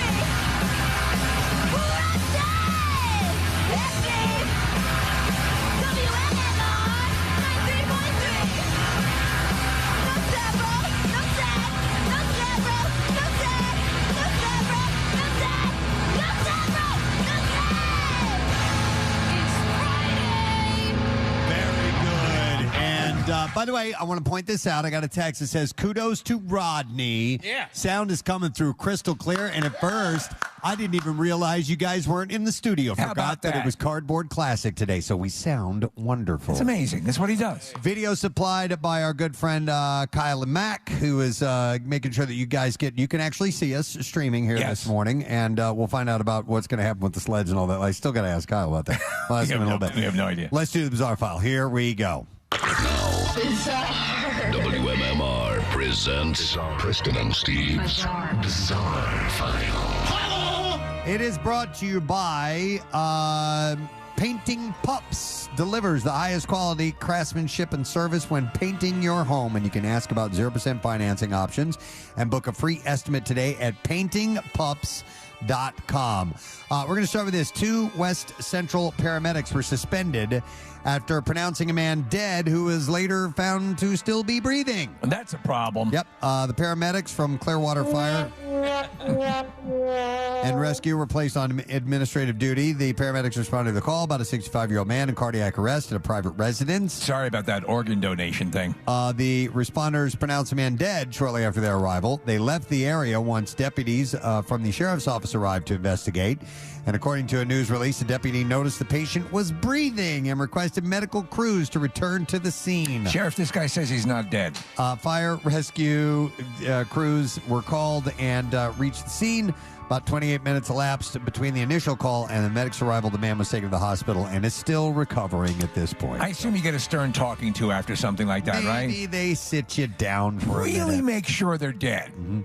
A Lufthansa flight made an emergency landing in Virginia this week due to severe turbulence, and 7 people had to receive treatment for injuries. The flight was traveling to Frankfurt from Austin, but was forced to land in Dulles, and passengers say the plane dropped twice very sharply in about 20 seconds. We recognize that most of you have probably crapped yourself at this point in the flight. We will be starting our beverage service again as a way of saying thank you, and we will take care of your dry cleaning as well. A crew member hit the ceiling during one of the drops. Yeah, I've told you, I saw a stewardess almost hit the ceiling at one of those drops. It's that's why they have you return to your seats and do your seatbelts. Dude, the seatbelt thing is, you got to keep it on because you never know. One of those little freak things might happen. I think that really you should, during the flight, wear an Abraham Lincoln hat. Yeah. Just so you're closer. Just to wedge you in. So a passenger said that the flight attendant, he said he was standing up serving drinks, so he had no way to brace himself. Another passenger said the pilot told them the plane had dropped 4,000 feet. One uninjured passenger said that the spilled food and wine ruined their clothes. There you go, the dry cleaning scene. There we go. The FAA will be investigating We'll take care of those bills for you. incident. Deputies responded to calls about a house fire in Florida where that incident led to the arrest of a man who had several active warrants. Investigators said they rushed to the location where they found a home engulfed in flames. And when deputies tried to get the man living in the home, 34-year-old Wyatt Guy, away from the fire, they say he did the complete opposite. Guy ran into the house. No, he said run out of the house. Out. In and out. There's an animated movie. The deputy said, according to him, the reason he ran from us... We're just going to let you burn. And then deadbolted himself inside the house, he said, because there were two dogs. But then he released them. He said he released them from the home. Oh, we didn't understand that there were 2 dogs. Into the backyard. Now we completely understand why you want to burn yourself to death. I mean, the whole dog thing was never raised from the beginning. You moron. He released them from the home into the backyard, so that's why he said he went in the house. But the deputy said that wasn't the case, and investigators had seen the dogs were already outside of the house at the time. You said you seen the dogs. I seen them. You seen them where? I seen them in the house. Let me ask you a question. Okay. When did you seen them? Like earlier. Officials said that Guy then explained the reason for starting the fire in the first place. He said, according to the deputy... Chiefy says he's seen the dogs. No. He said he had gotten code enforcement called on his house because of the mess, and he was trying to clean up the yard, at which time he started a little fire to burn some of those. It says he started a fire to burn some of those stuff. And those... You say you were burning some of those stuff when you seen the guy who you wanted to ask a question to. Right, and the dogs. And the dogs. He said, and the stuff then bounced from the fire pit to a boat and then transferred to the house, and then the house got fully engulfed. Officials said when Guy ran to his home, he locked himself inside the burning house for about 10 minutes. The deputy said the only option he had was either to stay in the home and possibly burn or come out. He said, decisions, right? He said, I figured he'd have to come out at some point in Well, how time. about flipping a coin? And he did. Investigators soon realized that he was wanted for violating his probations on several felony charges, including burglary. Deputy said Guy eventually tried to run out of his home and away from the deputies before he was ultimately caught and arrested. By the way, that little effect on your voice is my new favorite. Great. It not only is it filtered, it's got a little echo to it. It's a megaphone effect. I love that. Great. I love that. All right, so this is a horrible story. Is this the last one? There's no words on it. There's no words on it. There's no words on it. I can't see how much time is left in the bizarre file. I'm not going to end on this one. That one's too messed up. All right, we'll do one more and then we'll wrap Here it they up. had two dead dogs. Nothing on here. Stripper heels, dirty lingerie, and ripped and stained clothing. These are a few of my favorite things. No, they have been discovered among the inappropriate donations made to survivors of the earthquakes in Turkey and Syria. Seriously? Yeah. Video shared on TikTok We showed, never consider the stripper population. show volunteers sifting through boxes of aid, pulling out items including 10-inch latex heels. Wow. I mean, like the ones where you're standing on your tiptoes, essentially. That's wild. Another video showed a silver disco crop top, brown stained towels, and lingerie pulled out. Clothing collection, a comment read, clothing collection drop-offs are not a place where you can empty your trash. If you are an earthquake survivor and a stripper, go to line 5. We will replace your stiletto heels and your push-up bras. That is only for strippers. Volunteers working around the clock as part of the relief effort have appealed for dignity and charity. Aaron Mito, CEO of the Turkish Cypriot Strippers are line 5, ma'am. Community Association, said that a fifth of all donations were inappropriate or unusable. A fifth of them. Wow. Where did day strippers go? Line 3. So he said, You can tell the day strippers. Ma'am, get out of line 5. They're usually holding their kid. He said we were very clear about what donations we would accept. We did say we would not accept any inappropriate clothing. For example, no thin layer clothing, dresses, or high heels. When donations come through, we do a 2-stage cycling system. The first stage is removing any secondhand, no good for anything donations. Our volunteers filter these through, and they are discarded for hygiene products that are only half full and have been used. This is not appropriate. Wow. Such donations are thrown away. There's the stuff that's been going on there. Did you see the dog? They pulled a husky out from under rubble. It's like for 2.5 weeks. That's amazing. It's alive. It's doing well. It's amazing stuff going on. Clothes-wise, if there's any Eagles 2023 Super Bowl champion shirts over there. It's quite possible. Yeah. Yeah. All right, that's it. That is the Bizarre File for now. We are live at Montage Mountain. We're ready for Cardboard Classic. The day has arrived. Yes. And we are excited for this whole event. So we're going to take a break. We're going to come back in a moment. We'll dive into more of this stuff and get ready for it all taking place around 10 a.m. or so. Pierre Robert will be broadcasting live as well. Brett Porsche will be here, and we're excited to see you too. We'll be back in just a moment. Stay with us. Preston and Steve. Preston and Steve. On 93.3 WMMR.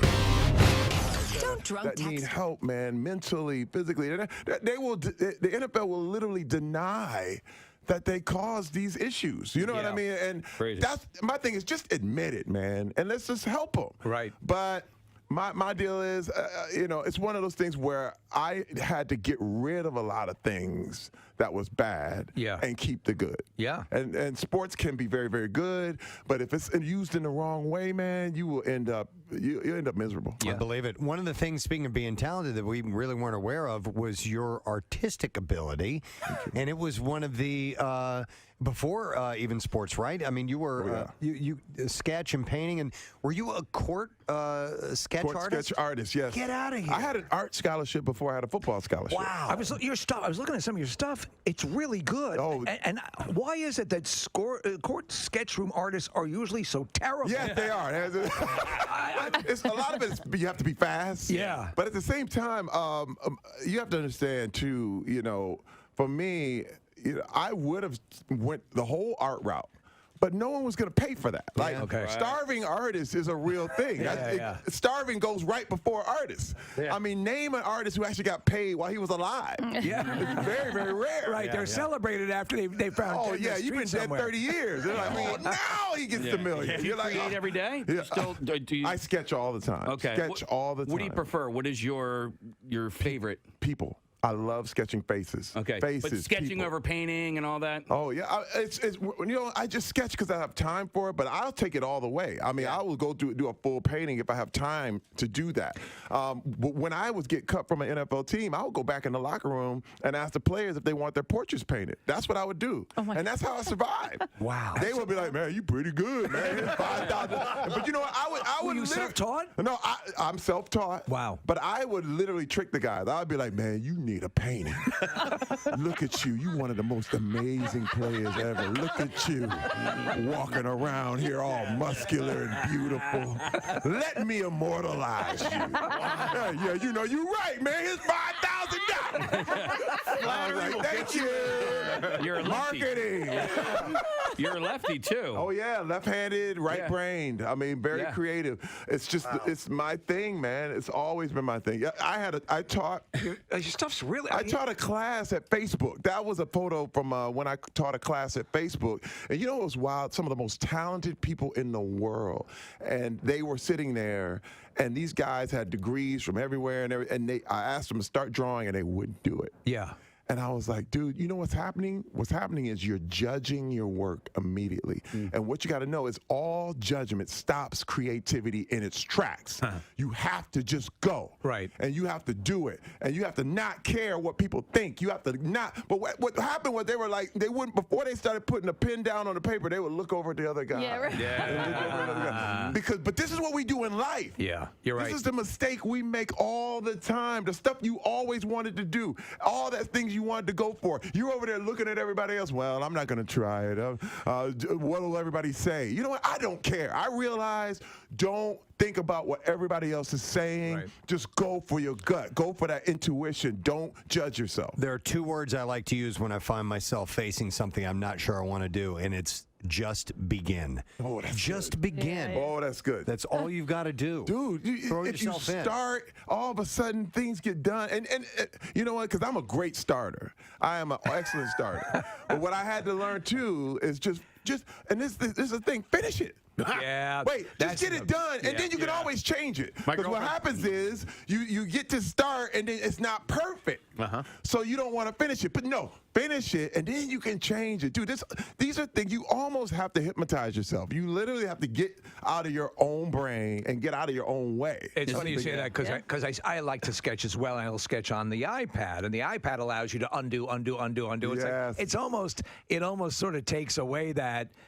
Okay, I've got this now. I've got to work this. You know, you can correct mistakes all the time. It's like, well, it's cool. It's also sort of a cheat. You know. Listen, everything I do, I have a mantra. It's start small, think big. Right. Start small, think big. Okay, just do a little bit. Right. Just, I'm actually taking Mandarin Chinese lessons right now. I picked the hardest language to learn, but I'm getting it. Yeah, give it something. I'm all of a sudden I'm like, wait a minute. I've been doing this for like a month. And I'm like, wait a minute, I understood that. When I heard the lady, she was like, wuxia, and I was like, I know what wuxia means. Yeah. I know what that means, you know. And so I realized, okay, start small.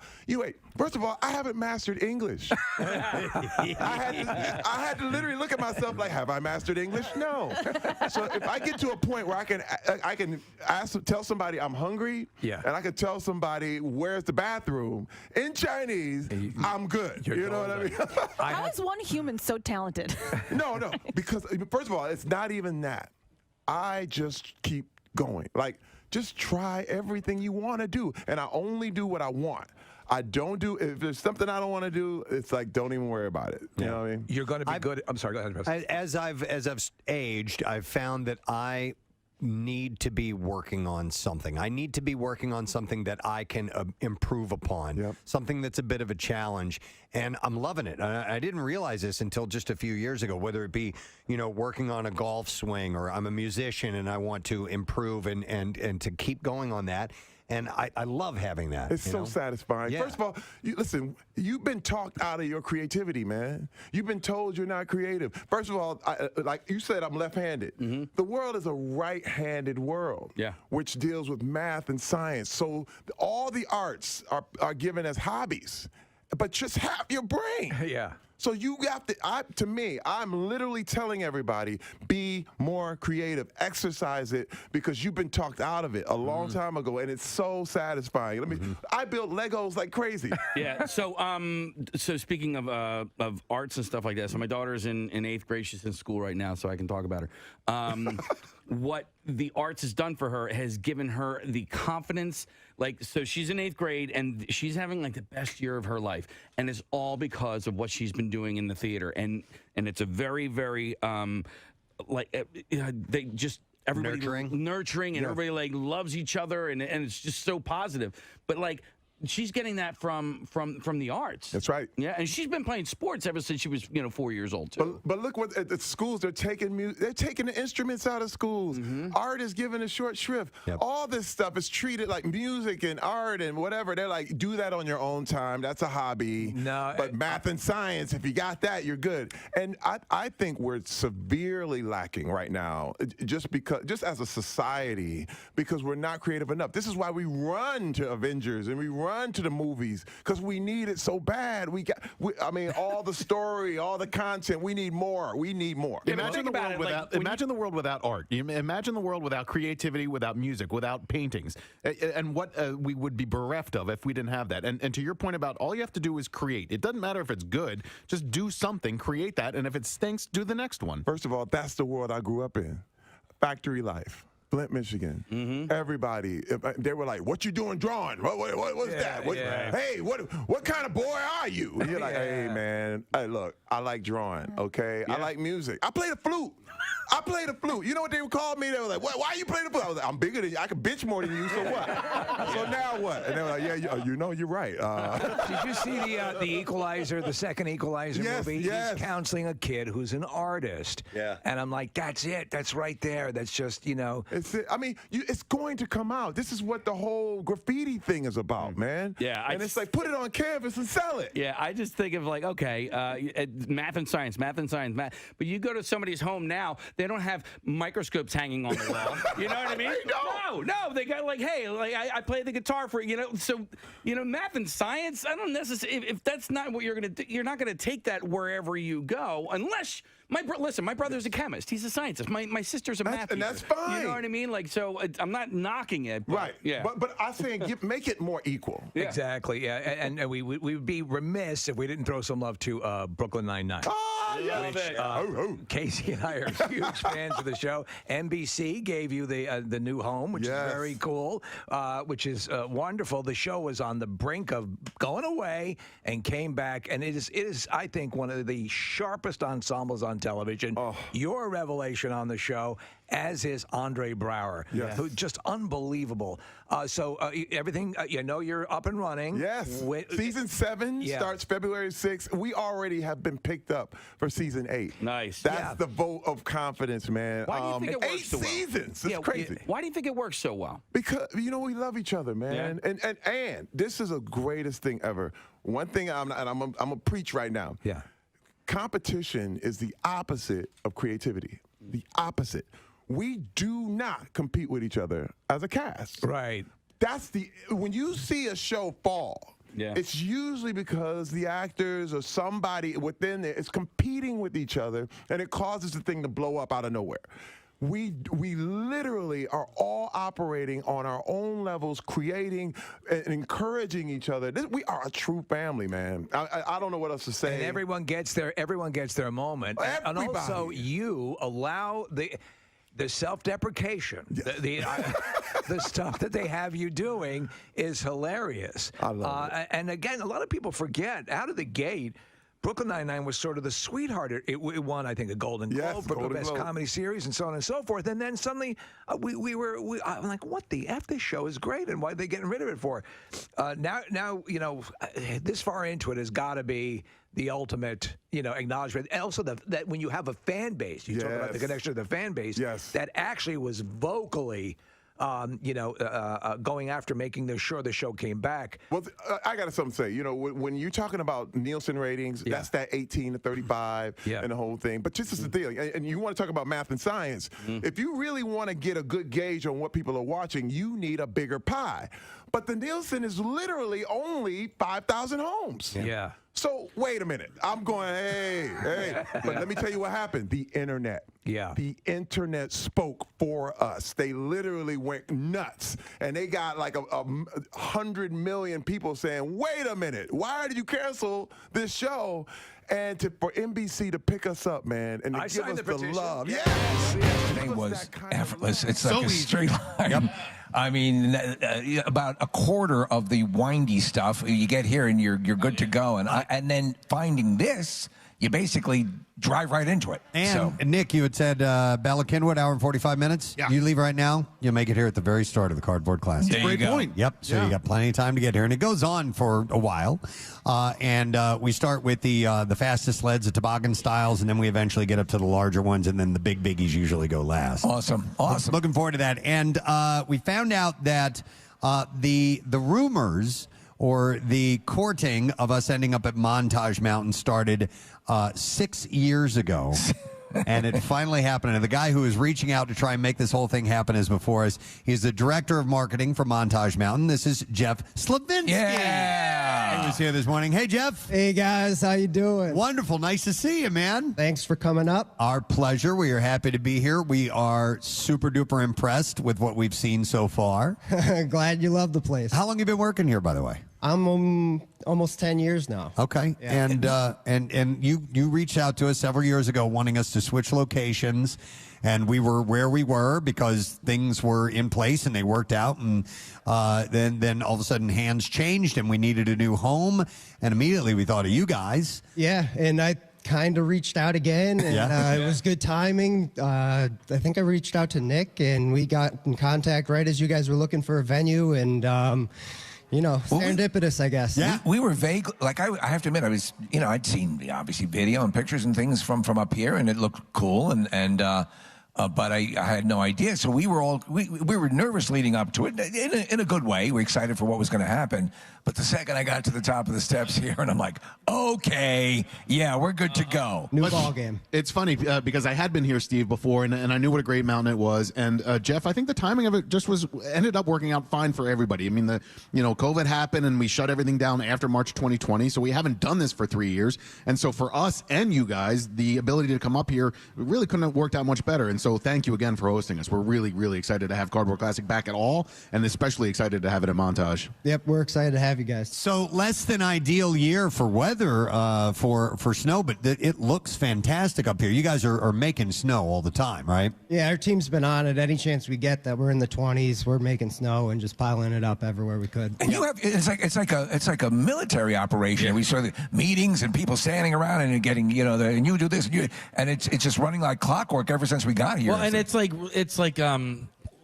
everyday stuff for those. Yeah. You know what I mean? Because we were standing out here on the deck looking at, what wasn't even sculpted yet. And you're like, oh, yeah, by tomorrow, this is what it's going to look like. I'm like, wait, what? I mean, you only have like 12 hours, bro. I mean, we're basing it on our ineptitude, and we don't realize that other people are actually proficient at their job. Right. Jeff, by the way, what all is out here? I see, vendors and things like that. What do people have set up out here today? Yeah, tons of different food vendors, local vendors doing stuff.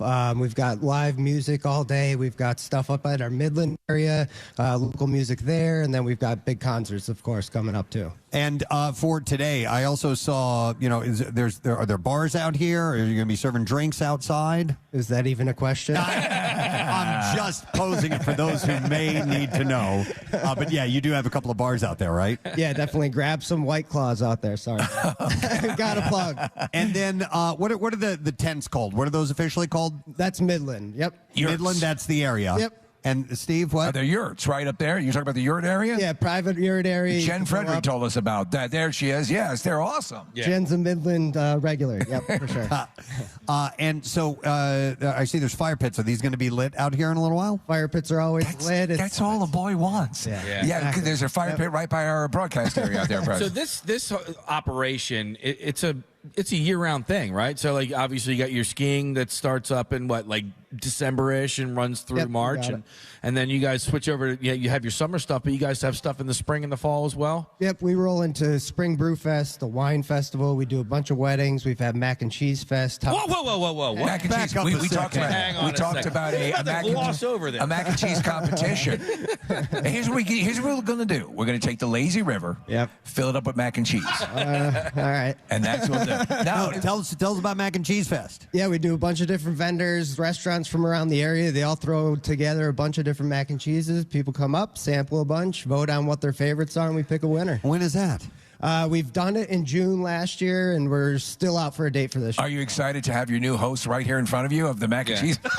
Let's do it, guys. I can do it. Well, I don't know if you do this, but you have a lazy river, and that's the craziest part. Like over here, underneath all the snow is a water park, and there's a lazy river. Do you guys have a triathlon that you guys do? Not at this point. Because you could use that lazy river as your swimming. How deep? How could you swim in it? Yeah, it's 3 feet. So it's 3 feet, but like how many? It's almost a mile if you swim the whole thing. Yep. Right. And maybe not an Iron Man, but a tinfoil man. No, you could do like a sprint try or something like that, where everybody enters the one spot and then you exit another spot, and then that's where the transition area is. We'll talk. I'll go over logistics with you. When was that installed? I mean, how long has this been? Because again, it literally transforms to a summer park completely. Yeah, I want to say 2006 or 7. It's astonishing. Yeah, it's amazing. When does that stuff open up? Memorial Day weekend, we open for water park summer season, and we run through Labor Day weekend. Okay. And Jeff, what's on tap for this weekend? Because obviously we have Cardboard Classic today and then the concert this afternoon. But I was chatting with one of the people in the hotel, and she was saying they were expecting maybe 15 or 20,000 people throughout the entire course of the weekend. Yeah. Fireworks, right? What else is going on? Yeah, we've got fireworks tomorrow night after Lit and Fuel. Before that, though, we do pond skimming. I don't know if you guys are familiar with pond skimming. Very cool. People get really jazzed up, wear some costumes, come flying down the mountain, hit a pond 3 feet deep, and see if they can make it across. So that's always a big spectacle. And Jeff, it's always fun to see. Where's the pond in comparison to where we are right It'll be cut right next to the lanes tomorrow. Well, tonight. Oh, so you guys make it. You we create make it for this event. That's awesome. Yep. 65 feet, about 10 feet wide, and it's like 2 feet to And you deep. and you pump water into it? You got it right from snowmaking system. Dude, that's amazing. Yep. Yeah. We need one of those for the studio. Yes, we do. We need a snowmaking system for the studio. I think you hang around and throw some skis on and try it out. What about sending some sleds across that? I wonder if that would work at all, I mean, that's something to consider for next year. The options are there. There's just possibilities. We're still dealing with the mac and cheese event, Preston. Some ideas are good and some, Yeah, right? Yeah, exactly. And lift tickets, all that stuff. You can get season passes. Montage Mountain, what's the website, by the way? MontageMountainResorts.com. You can get all the details. We've just put up our season pass sale for next winter, so you can ski the rest of this season and all of next for a great price. So those went on sale 2 days ago. Awesome. We are really very much impressed with what you guys have going on up here. And if you haven't had the time to get up to Montage, you need to do it. Yep. Absolutely. Jeff, thank you for being here, man. We're looking forward to the event. We'll talk to you later on, all right? Thanks, sir. Jeff Slavinsky, Director of Marketing at Montage Mountain. Appreciate it. All right. Jen Fred did her little teaser hit on Fox 29, so let's get her over here now. Yeah. And so where's your poofy hat? Get your poofy hat. She has by far the biggest ball on the top of a hat. Your hat balls are legendary. Ever Go big or go home, guys. Yeah, baby. Do you always, is that your favorite winter hat? This is my new favorite winter hat. Okay. When you have après and you leave your hat, you're worried about your kids' boots, and you're like, I guess I don't own clothing. Yeah. Well, that's a big ass fuzzy ball. Thank you, baby. But you're kind of legend up here now. I'm a super fan. Yeah, apparently. Yeah. Here's what I'll tell you. I don't know, 6-7 years ago, Sioux Serio, it was Martin Luther King weekend, which is a big ski weekend, and it was going to rain, in the Pocono Mountains. So, like, all the favorite places we love down there, right? And Sue Serio says there's like a rain line mix, and this place called Montage is right above it, Yeah. and it looks cool. And I was like, huh? She goes, just drive up there. And she also said there's lots of like hotels there, so you can at least like put the kids in the hot tub and you can have a glass of wine. Right. And so that's really how it started. And I have to say, this year I have skied, I'm going to brag, Vail, Park City, Whiteface. Like, we're a big skiing. You're real deal. Here's the thing. I wish we were a boating family, but the people who live in my house want to spend money on snow. Right. I can tell you this. I was just in the Snowcat with the guy, Mike. What they have done with this hill is no joke. I mean, I want to hop on this on my snowboard right now. He's like, you got to wait, kiddo. But I will say, and I think they're going to be able to extend it a little bit more than I think maybe they thought because of the weather this week. Yeah. But the snowmaking combined with the grooming is like redonk. Well, it is redonk, and I will tell you this. That's a technical term. It's redonkulous. Right. I would say this, is that we've been watching, because they have a live camera, setups, and you can watch everything. And I was showing it to the guys in the studio, and they got a lot of snow. And it's not like it's patchy, right. and maybe we can clear that spot. It's fully skiable and fully intact. I just drove from White Lightning, which is the second steepest on the East Coast, the steepest in Pennsylvania, which... But you'll like this. When I want to ski that, I send my kids down first. If they don't die, I get back up. There you go. Because Mike, the groomer, was like, would you ever do this? I'm like, yeah, after a 3-year-old tells me it's fine. But the snow looks great. And you can tell, like, you look at the sides, the snow looks amazing. What's your level of skier? How good are you? Well, I'm on a snowboard. And you're a snowboarder. Yeah, I didn't know that. So, I would not have figured so that's that. why I hate ice, because I only have one edge. Right. It's like edge to wipe out. Like, I skied Jackson Hole. I can do out of bounds. I prefer steep, well-groomed. Okay. I'm good in the powder because I can just like flop out. Right. But I do moguls okay. and whatnot? Yeah, for sure. You're into that? Soft moguls are my jam. Okay.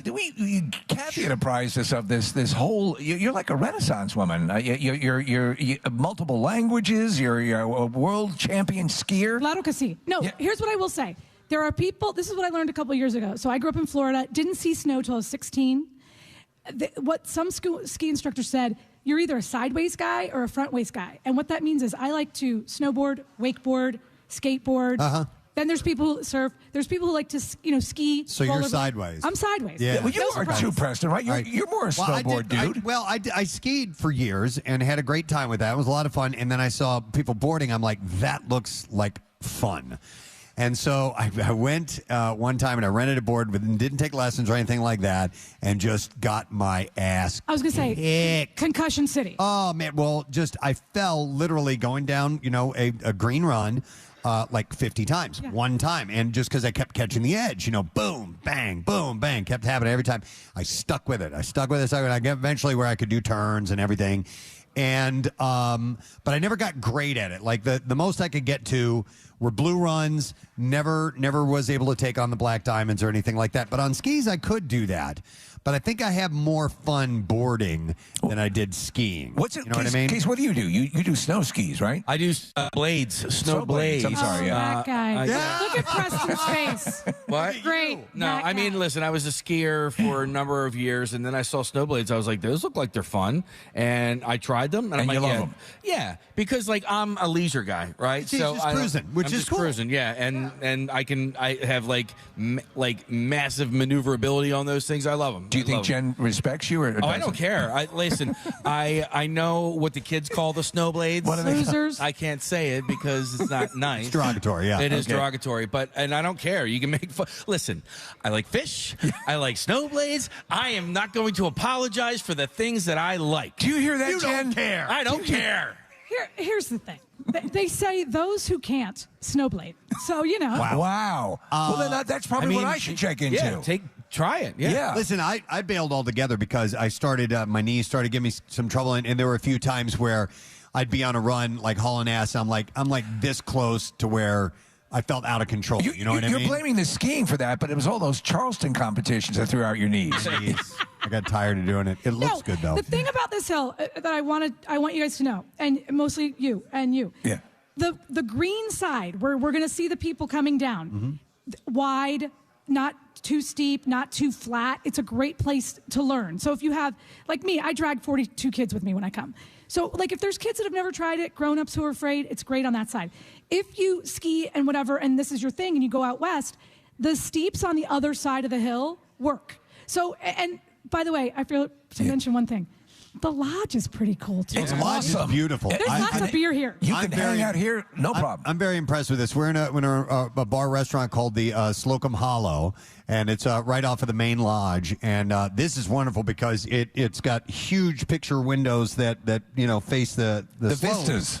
That face the slopes, and so you can see people coming down, and it's just a real cozy, awesome spot with all the fire pits out here. It's cool. And that's where mom can have a glass of wine and make sure that their little is doing okay. Now, real quick, sorry to interrupt. Well, we were talking to you. There was this chick, Elizabeth, that was here earlier. Okay. Her sled kind of kicked my sled spot. It does? Yeah. So, from another TV station, local TV station. Yeah.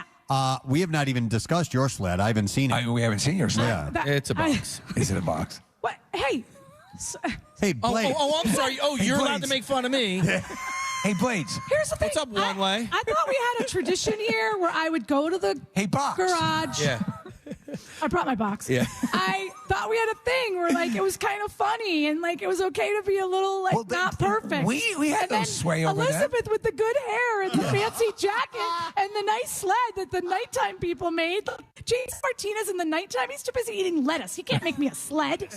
The whole staff pitched in and made it because that's a pretty good. That's what she Listen, said. you remember? You still have us beat. You swore up and down one year that you'd make it down on something that was basically a crumpled piece of paper, and you did. I did. So you will always have that to lord over us. Thank you. Yeah. But and I have to say that I was worried that the snow tubing here is typically in the middle of this hill. Also good because you don't have to put your kids' boots back on, drive them somewhere else to get the sledding or the. What happened to abandoning your kids? They seem to get in the way a Well, lot. like I said, they got these big windows, and you can see that kid out there. So when whoever comes and asks you where your kid is, you can be like right out there. Yeah, I think that's him. I haven't even taken a look at a map yet. I need to see that and check out some of the slopes and what their Italy names are. looks like a boat. I love the names of slopes. And Jenna, correct me if I'm wrong, but the blues and the blacks are on the other side of where we are right now. Correct. Right? On the far side of the You mountain? got your green, you got your lodge, and you got your black. Yeah. Awesome. And the pond skimming tomorrow. Last year, I think I told you this before,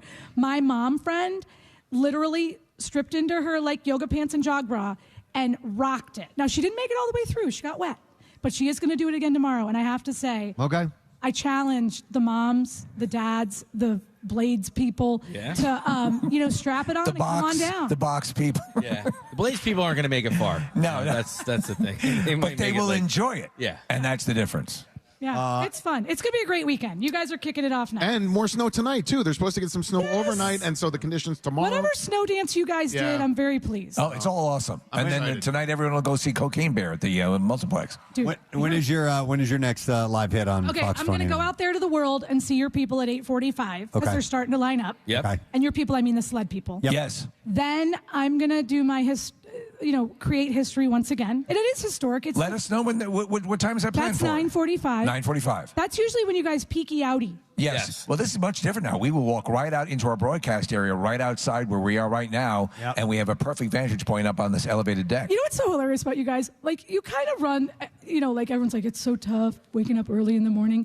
Are there slippers to get you out to the VIP area? This year, listen, we've been doing It's this a little for nice. 15 some odd years. We need a little bit.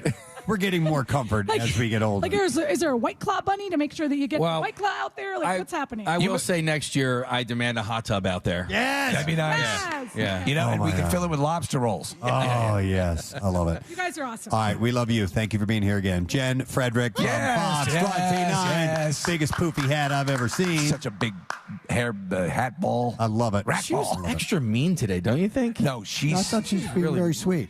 She said she was doing a scared straight thing with you. But you have talked me into snowblades. Listen, the reality is I ended up on snowblades because one time I tried snowboarding and it hurt so bad, and I caught the front edge and I went down like a ton of bricks face first. And I thought I cracked every single rib in my chest, and I laid there for a little bit waiting for Snow Patrol to get me, and they didn't. And then so I just grabbed my snowboard and I walked to the bottom of the mountain and I said, give me those little tiny little skis right there. I'll take those. That's how it happened. And I love them ever since. Oh, well, good for you. As long as you're having fun, man. All right. So we're going to welcome a couple more people to our microphone this morning. We actually spoke to this gentleman not that long ago, and we found out we just kind of said on air, we need to have him at the Cardboard Classic. And sure enough, he has come out in fine form with all kinds of really cool things. Please welcome the Jello shot guy, Paul Vile. Yeah, what's up, guys? What's up, Paul? And his brother Sam is here. Yeah. You raise me up. Oh, my God. Well done. Josh Groban, old fans in the house. I want to be in your family so bad. You guys are like so fun and creative. And let's not forget, and I hate to bring it up, but like Kurt Vile is your brother. Yeah. I mean, he's an amazing musician. He is makes Delco proud every single day. And you guys are just, I want to meet your parents and find out like how the hell you guys ended up like. I want to watch them have sex. Yeah, I want to. I want to see how they do it. If there's something in their method that generates such great kids. They're pretty Christian. How many siblings total in the family? 10. Wow. Oh, my God. Yeah, that's right. Wow. But you guys are all into stuff that's, but that's a tribute to your parents. Unique. Who Casey wants to watch have sex. A little fringy. Yeah. Yeah. So anyhow, but Paul, we spoke to you not that long ago, just because you're. How did we get? Is it the Super Bowl? Preparation for Super Bowl, right? Yeah. Crowd surfing. Yeah, you were doing the crowd surfing. So we reached out and said, "How about being a part of this?" And you were all about it, right? Yep. Excellent. And you're known for your legendary. And you brought in your shot board there, right? You got a Preston and Steve Jello shot mural. So it is spectacular. It is multiple shot glasses, color coded. Preston, and your name looks particularly beautiful in shot glasses. Oh, thank you. Yours looks nice too, Steve. And so you do that for bands as well, right? Yeah, that's where I started doing it. Yeah. So I did it for a bunch of different bands at different festivals like Coachella and Bonnaroo, and. How jammed up is your schedule? I mean, and now that everything's coming back online and all the concerts are actually coming off because, COVID blew a lot of that out. Are you traveling around constantly? Last year I was. Okay. Just starting this year. All right. So when the Eagles won, I was super pumped. I decided I was going to do it like on the street. I never did it on the street before. I just did it at music festivals. So. Oh, wow. Okay, you got a lot of press off that. Yeah. It helped out big time. Paul, what are you holding there in front of you? What is that? Now, this is my Jello shot tray. It's a Jello shot tray. It's a spinning Jello shot tray. It's on a rod and it spins around. He actually rotates it. Is that made of cardboard? Is that made for the Cardboard Classic? It's made of styrofoam. Okay. It actually kind of looks like an artist's palette, like a painter would hold. Oh, Sam is having the first traditional first shot of the day. Yeah. Wait, hold on. 1 second. Hold on. I just want to tell everybody here, I'm selling Jello shots. They're 7 for $20. Wow. Seven Jello shots for $20. How much is this one? Okay. And look, we put Pop Rocks on them. Oh, my. Pop What? Rocks in them, give them a little extra. All right, so you ready to go? Is this going to be the first shot of the day? All right, do it. Yeah, Pop Rocks in this little vial here. All right. Okay. Oh, he's going to top the Pop Rocks on Sam's Jello shot. Top the I Jello want you shot. to hear the audio of the Pop Rocks and right. the real. All right, quiet, okay. everybody. Yes. So hang on a second. We're going to sprinkle these on. Hold it up to the microphone. These guys are going to take a shot, and then they're going to hold their mouths open up to the microphone. We don't serve bunk Jello. Okay. No. Ready? All right. Cheers. There you go. To Cardboard Classic. In the mouth, and let's hear the Pop Rocks. Yeah! Jello Man! And Jello Brother. I do one shot though. Wait, okay. We have his Jello shot slingshot. So this will be going on all day. Okay. Certain points of the day. All right, you gonna shoot one in here? See if these guys catch them. We need a recipient. Somebody, hey, all right, back there. All right, get ready. Here. So The wrong way. Paul's gonna shoot one. Here we go. See if you can get it.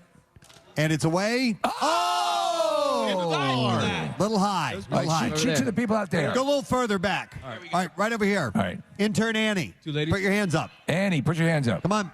And Gina, either one of you. Yep. All right, when you're ready, and fire. It's up, it's up. Yeah! Annie scored. Nice, Annie.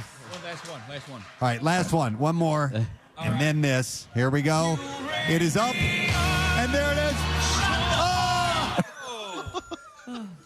Okay. You do not get this on NPR. You No, do you not. don't. No. No, you don't. All their Jello shots do not have Pop Rocks. Paul, do you have a sled today too, or? Yes, my brother Sam.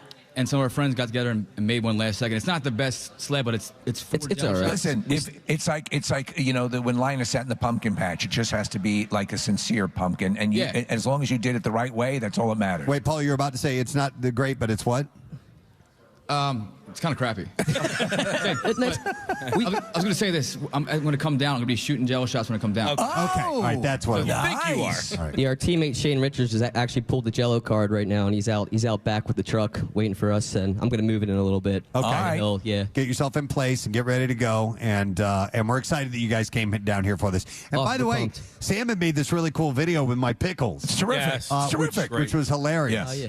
I got another one coming out for you guys soon. Awesome. Thank you. I Thanks, appreciate man. it. All right. The Vile Brothers are here. Thank you, guys. Thank you. We'll see you out on the hill. I like those guys. What is this? What is Steve, look at the back of Sam's jacket. How can she slap? How can she slap? I love that. I got to give it the right God. How can she slap? So we've got Jello shots flying off in the air. He's selling 7 for $20 if you want to get them, and of course he's going to shoot some into the crowd. The wealth of food and libation available is astonishing here. Yep, we're excited about it all. All right, let's take a break and come back in a moment. We're going to try to keep things on time and stick to our 10 o'clock end of the program today so we can get the Cardboard Classic underway. We are at Montage Mountain, and we'll be back in just a few for Cardboard Classic on 93.3 WMMR. Preston and Steve on 93.3 WMMR. Hey, it's Preston and Steve from Window Nation. Maybe 10 episodes. And they call it 2 seasons.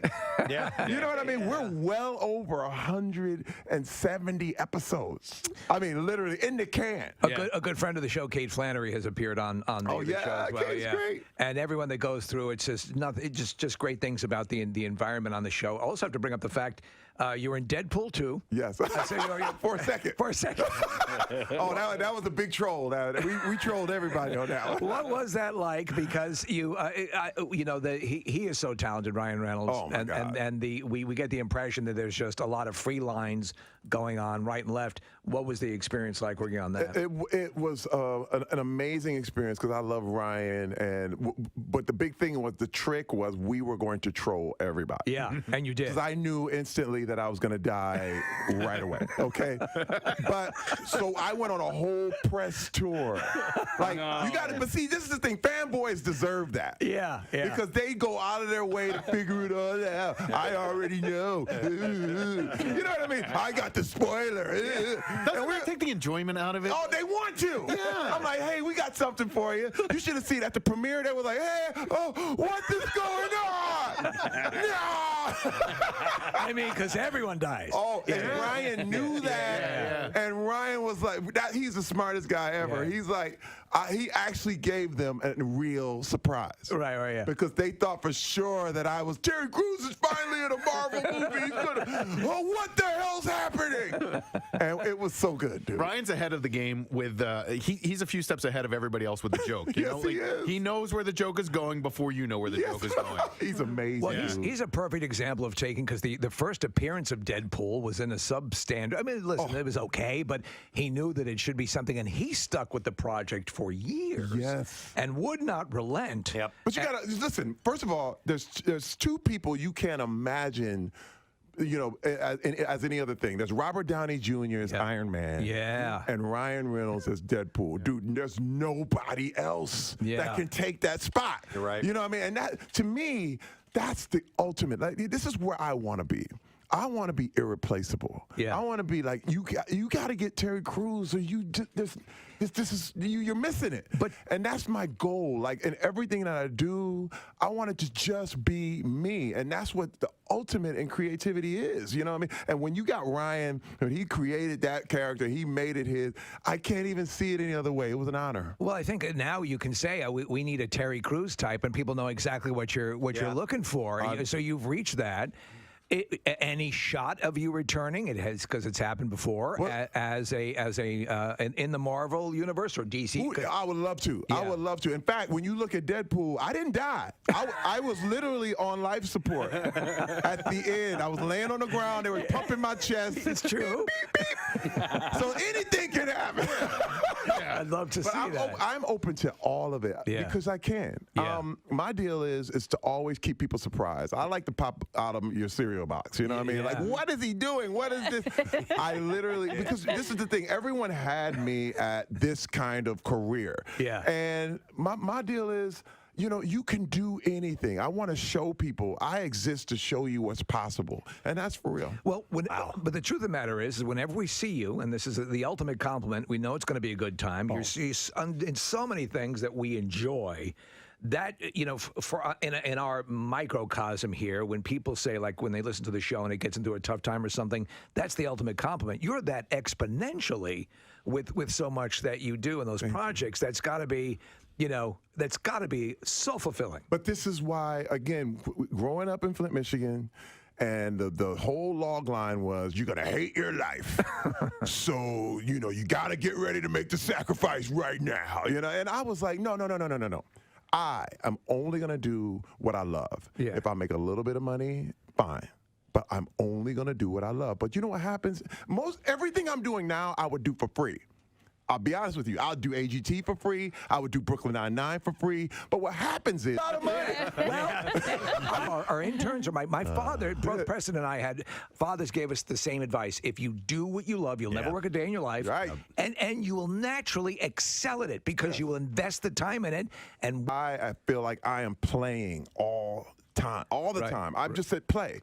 And when I get there, it's like, my God, who gets this? Who gets this? You know what I mean? Well, you deserve it, man. It's You really wonderful. do. Thank you, guys. Absolutely. America's Got Talent, Mondays, 8 o'clock, and it's the Champions that's going on right now. Yeah. So make sure that you check out. Dude, we loved you here last time you were here. We absolutely loved it. You got to come back anytime you're in Philly. We love having you here. I love coming You're here, such a guys. positive energy force. So. First of all, you know, when people talk about this stuff too, you know, people kind of there's people who like roll their eyes, like, yeah, Mr. Positive. But first of all, it's true. Yeah. I'm not saying anything that's not true. No. And this is the deal.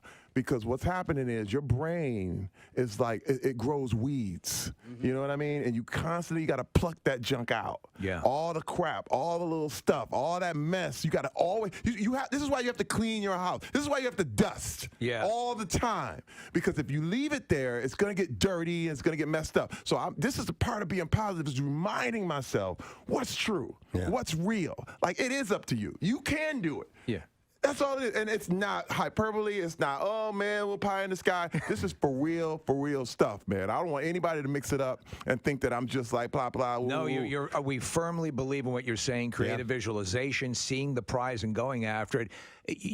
People who dispense and dismiss it will pay the price for it. And there's so much to be gleaned if you allow yourself to buy into it and move forward, because ultimately everyone wants everyone to realize their optimum, their maximum, and that's something that you can achieve. I'm with it, man. It's not just crap. I'm with it. I love Let's go. I'm pumped now. Let's work out again. I don't want to be your whore.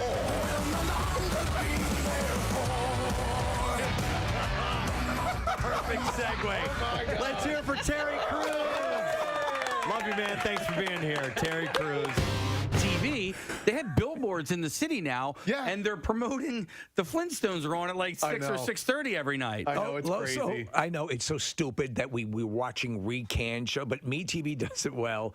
They do the Flintstones into the Honeymooners. I always hated the Honeymooners, but I loved the Flintstones. And they're the same show, basically. It's the same show, yeah. But I didn't like the Honeymooners because Ralph Cramden was an a-hole. Yeah. He just, Alice, I'm going to beat you to death with a hammer. Right, that's kind of what the implication. I mean, to the moon. If my dinner isn't on the table at 5:30, I'll punch you in the throat until you die. Yeah. To the moon, essentially, was that. I'm going to punch you to the moon. Yeah. The good old days. I'm going to throw you down the stairs and beat you with a sack of oranges. To the moon. But not before I strangle you and rub a hot iron across your face. Then I'm going to cover you in pork chop sauce and put you into a pit with rabid dogs. Wow. I'm going to cut you up so bad you'll never be able to have children. Oh, my God. I'll remove your breasts with a wood planer. To me, it was so depressing too because they had their clothing was in a bureau in the kitchen. Well, they were poor. I mean, they were just making ends meet. But I mean, there's Desi Arnaz used to beat his wife too, because I remember she spent too much. She spent too much money on like hats or something like that. And there was an episode he bent her over his knee and spanked her. Oh, and there was another episode one time, Casey. I kid you not. She had done something that was going to piss him off, so she decided to go and get a sunburn so that he wouldn't hit her. Jesus. Oh my That's God. what television programming was. Lucy, I'm going to throw you down the elevator shaft. Lucy, I'm going to take you back, tie you to the dumpster, and drive the car into you. Ricky. 1950s programming, Wow. man. I'm going to cut your head off. That's ridiculous. Columbia necktie. Break your legs. See, the audience ate it up, though. They loved it. You know? There was an episode of Different Strokes where Arnold got in trouble, and Mr. Drummond, because he wasn't his actual father, put him in a wood chipper? No. They brought his uncle in to beat him with a belt. I'm not lying. That's that was a legit episode. Storyline. Yeah. Here, get the switch over here. Get your uncle. I can't beat you. But fortunately, we found someone who can. Do you remember in the Dick Van Dyke Show when Dick Van Dyke slammed Mary Tyler Moore's head in the car door? Oh, yeah. Because the mashed potatoes were lumpy? The audience loved it. They were lumpy? Yeah. Wow. Yeah. I'm going to make your head lumpy. Brought to you by Patient First Cold and flu season is here. I've got a clode. You do have a clode. Patient First is here to help. Hey, Harry. I can't speak to that. You were traveling all day. I was. What's Harry, though? I was going to say they handle everything. They Harry your clothes. And I put handle and every and made it Harry. At these times, you need someone who cares about your clothes and harries it correctly.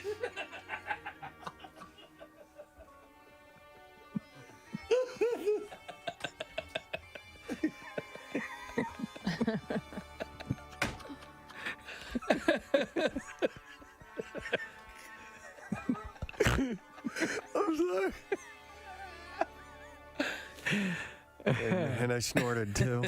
A Middletown man pleaded guilty Monday in federal court to trafficking protected turtles. 62-year-old David Summers of Levittown struck a plea agreement with federal prosecutors and pleaded guilty to one felony count of violating the Lacey Act and agreed to forfeit nearly 3,500 diamondback terrapin hatchlings, according to the U.S. Attorney Office for the Eastern District of Pennsylvania. Prosecutors said Summers admitted that he falsely labeled the trafficked turtles taken from the New Jersey marsh habitat between August 2014 and October 2017. He acknowledged sending a package containing 11 of them to Canada and mislabeling the package as a book to underreport its value. Officials from the Environment and Climate Change Canada intercepted the package of turtles and alerted American authorities. Today marks a major step forward in the It's so bizarre. of turtle. Do you know Dude, where this guy was making a ton of money? I had no idea they were worth that much. He made $500,000 over 3 years. Oh my God! This event and a lot of people helping out today. So a few thank yous and acknowledgments. Comcast and their local Scranton technical operations team have set us up with their industry-leading 1 gigabyte Xfinity business class internet service today. So we couldn't do it without them. We have so many things that need to be working together, and that's definitely a big one. And I had mentioned Slocum Hollow Bar and Restaurant where we're at. This is the spot where you want to be when you're hanging out here at Montage, when you take a break from getting out on the runs and so on. And so we love that this is a spot where we can sit back and broadcast from and enjoy the sights. Perfect. Yep, and thank you to Acme Corrugated Box Company, the official cardboard trophy supplier. They have the cardboard trophies out in front of us. They're huge. They're amazing. They're gigantic. And they look so cool. They're works of art. I guess they use, I don't know if they use lasers to cut that. It would have to or be. what, but it's so precise and cool. So I don't think a butter knife would have the edge. thank you to those guys. And this is really cool, too. Pro Team Collision is going to be the debris cleanup crew. Yes. So they are going to be helping clear sleds that crash. But it's perfect. And the ones that fall apart, which can actually slow things down a bit. So they're going to run out. They're going to kind of be our NASCAR team. Why didn't we think of this before? To get out there and, shuffle all that stuff off of the run. So thank you to Pro Team Collision. Yeah, there's a cruiser up at the top of the hill over here. We have drone videography today, provided by Kane Drone Services. You can go to on Instagram at Kane_. You can find Justin at JDP.3. So we'll have great pictures by the end of this whole thing to recap it all. Excellent. And videos and all that. And as far as streaming goes, we're just going to do the broadcast streaming, and then you're going to have to wait for video recaps that we'll post later on. Well, of all the sleds and so on. For year one, you got to be happy with the way things are going so far. Totally. Yeah, I mean, this is it feels like we've been here for a while, and this is only our first time figuring out everything that's going on up here, and it's a lot. By the way, I was taking a look at Montage's trail map, and I love the names of ski trails. And you can tell which ones are the beginner and intermediate and so on, because the beginner names are like Easy Street and Limited and Mainline, and then you get into the intermediate, which are like Docksway, Nordic, Pusher, Sidewinder, Snake, Spike. And then you step it up a bit, and then you go to the Black Diamonds, and then you get Cannonball. Wow. Next of kin. Rattler, Boomer, next of kin. No.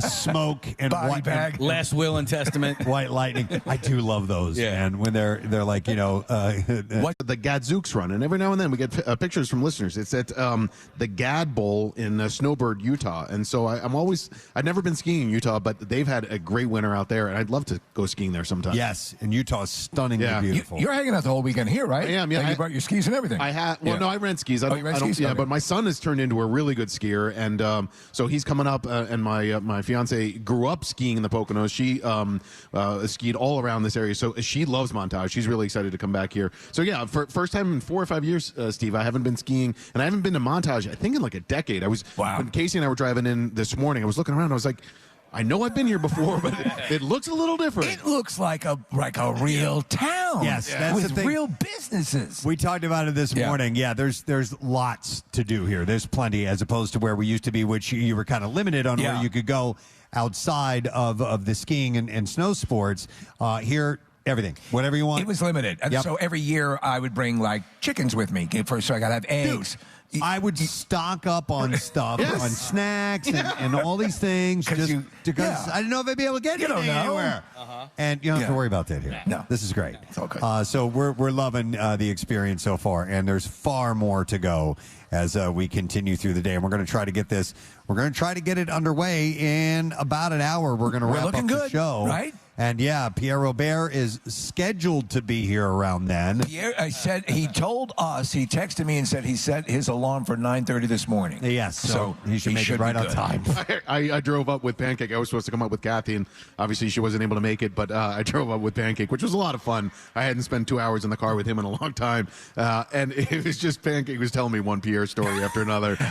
And we could commiserate because I did that for 3 years in the best way. But I'm a little bummed that Pierre's not going to go skiing because he's a great skier. I didn't know Pancake was here. Yes, he came up last night as well. Did you guys do anything last night? No, I couldn't. I hung with him for a little bit because Eric Simon and Bill Bean from MM Army stopped by to give me the commercial logs and stuff, and then we ended up like hanging out in my doorway for about a half an hour, and then Pancake came down. You know, like he only drinks Jack Daniels. Yes. Like I didn't know that. No, like not on ice. Not with any mixers. Just straight Heat, Jack, as they say. Yeah. Yeah. And so he was drinking some of that last night. He was hanging. Yeah. And apparently there was a party in room 219. I have to admit that when we do these things, like nobody invites me to do anything. That's not true. Or hang out. I invited you to dinner last night. No, you did not. I did. Well, you were already eating. You had eaten before you. I had eaten. Okay. He invited you to dinner while you were eating. He invited me, but I said. Everybody said no. It's okay. No, I know, and I was wiped out. I was really, and just to be able to go back to the hotel and get here to see what was going on. But the second I walked here for the big checkout, I was like, we're going to be golden. Nick, I feel like in Almost Famous, like, I'm only the lead singer.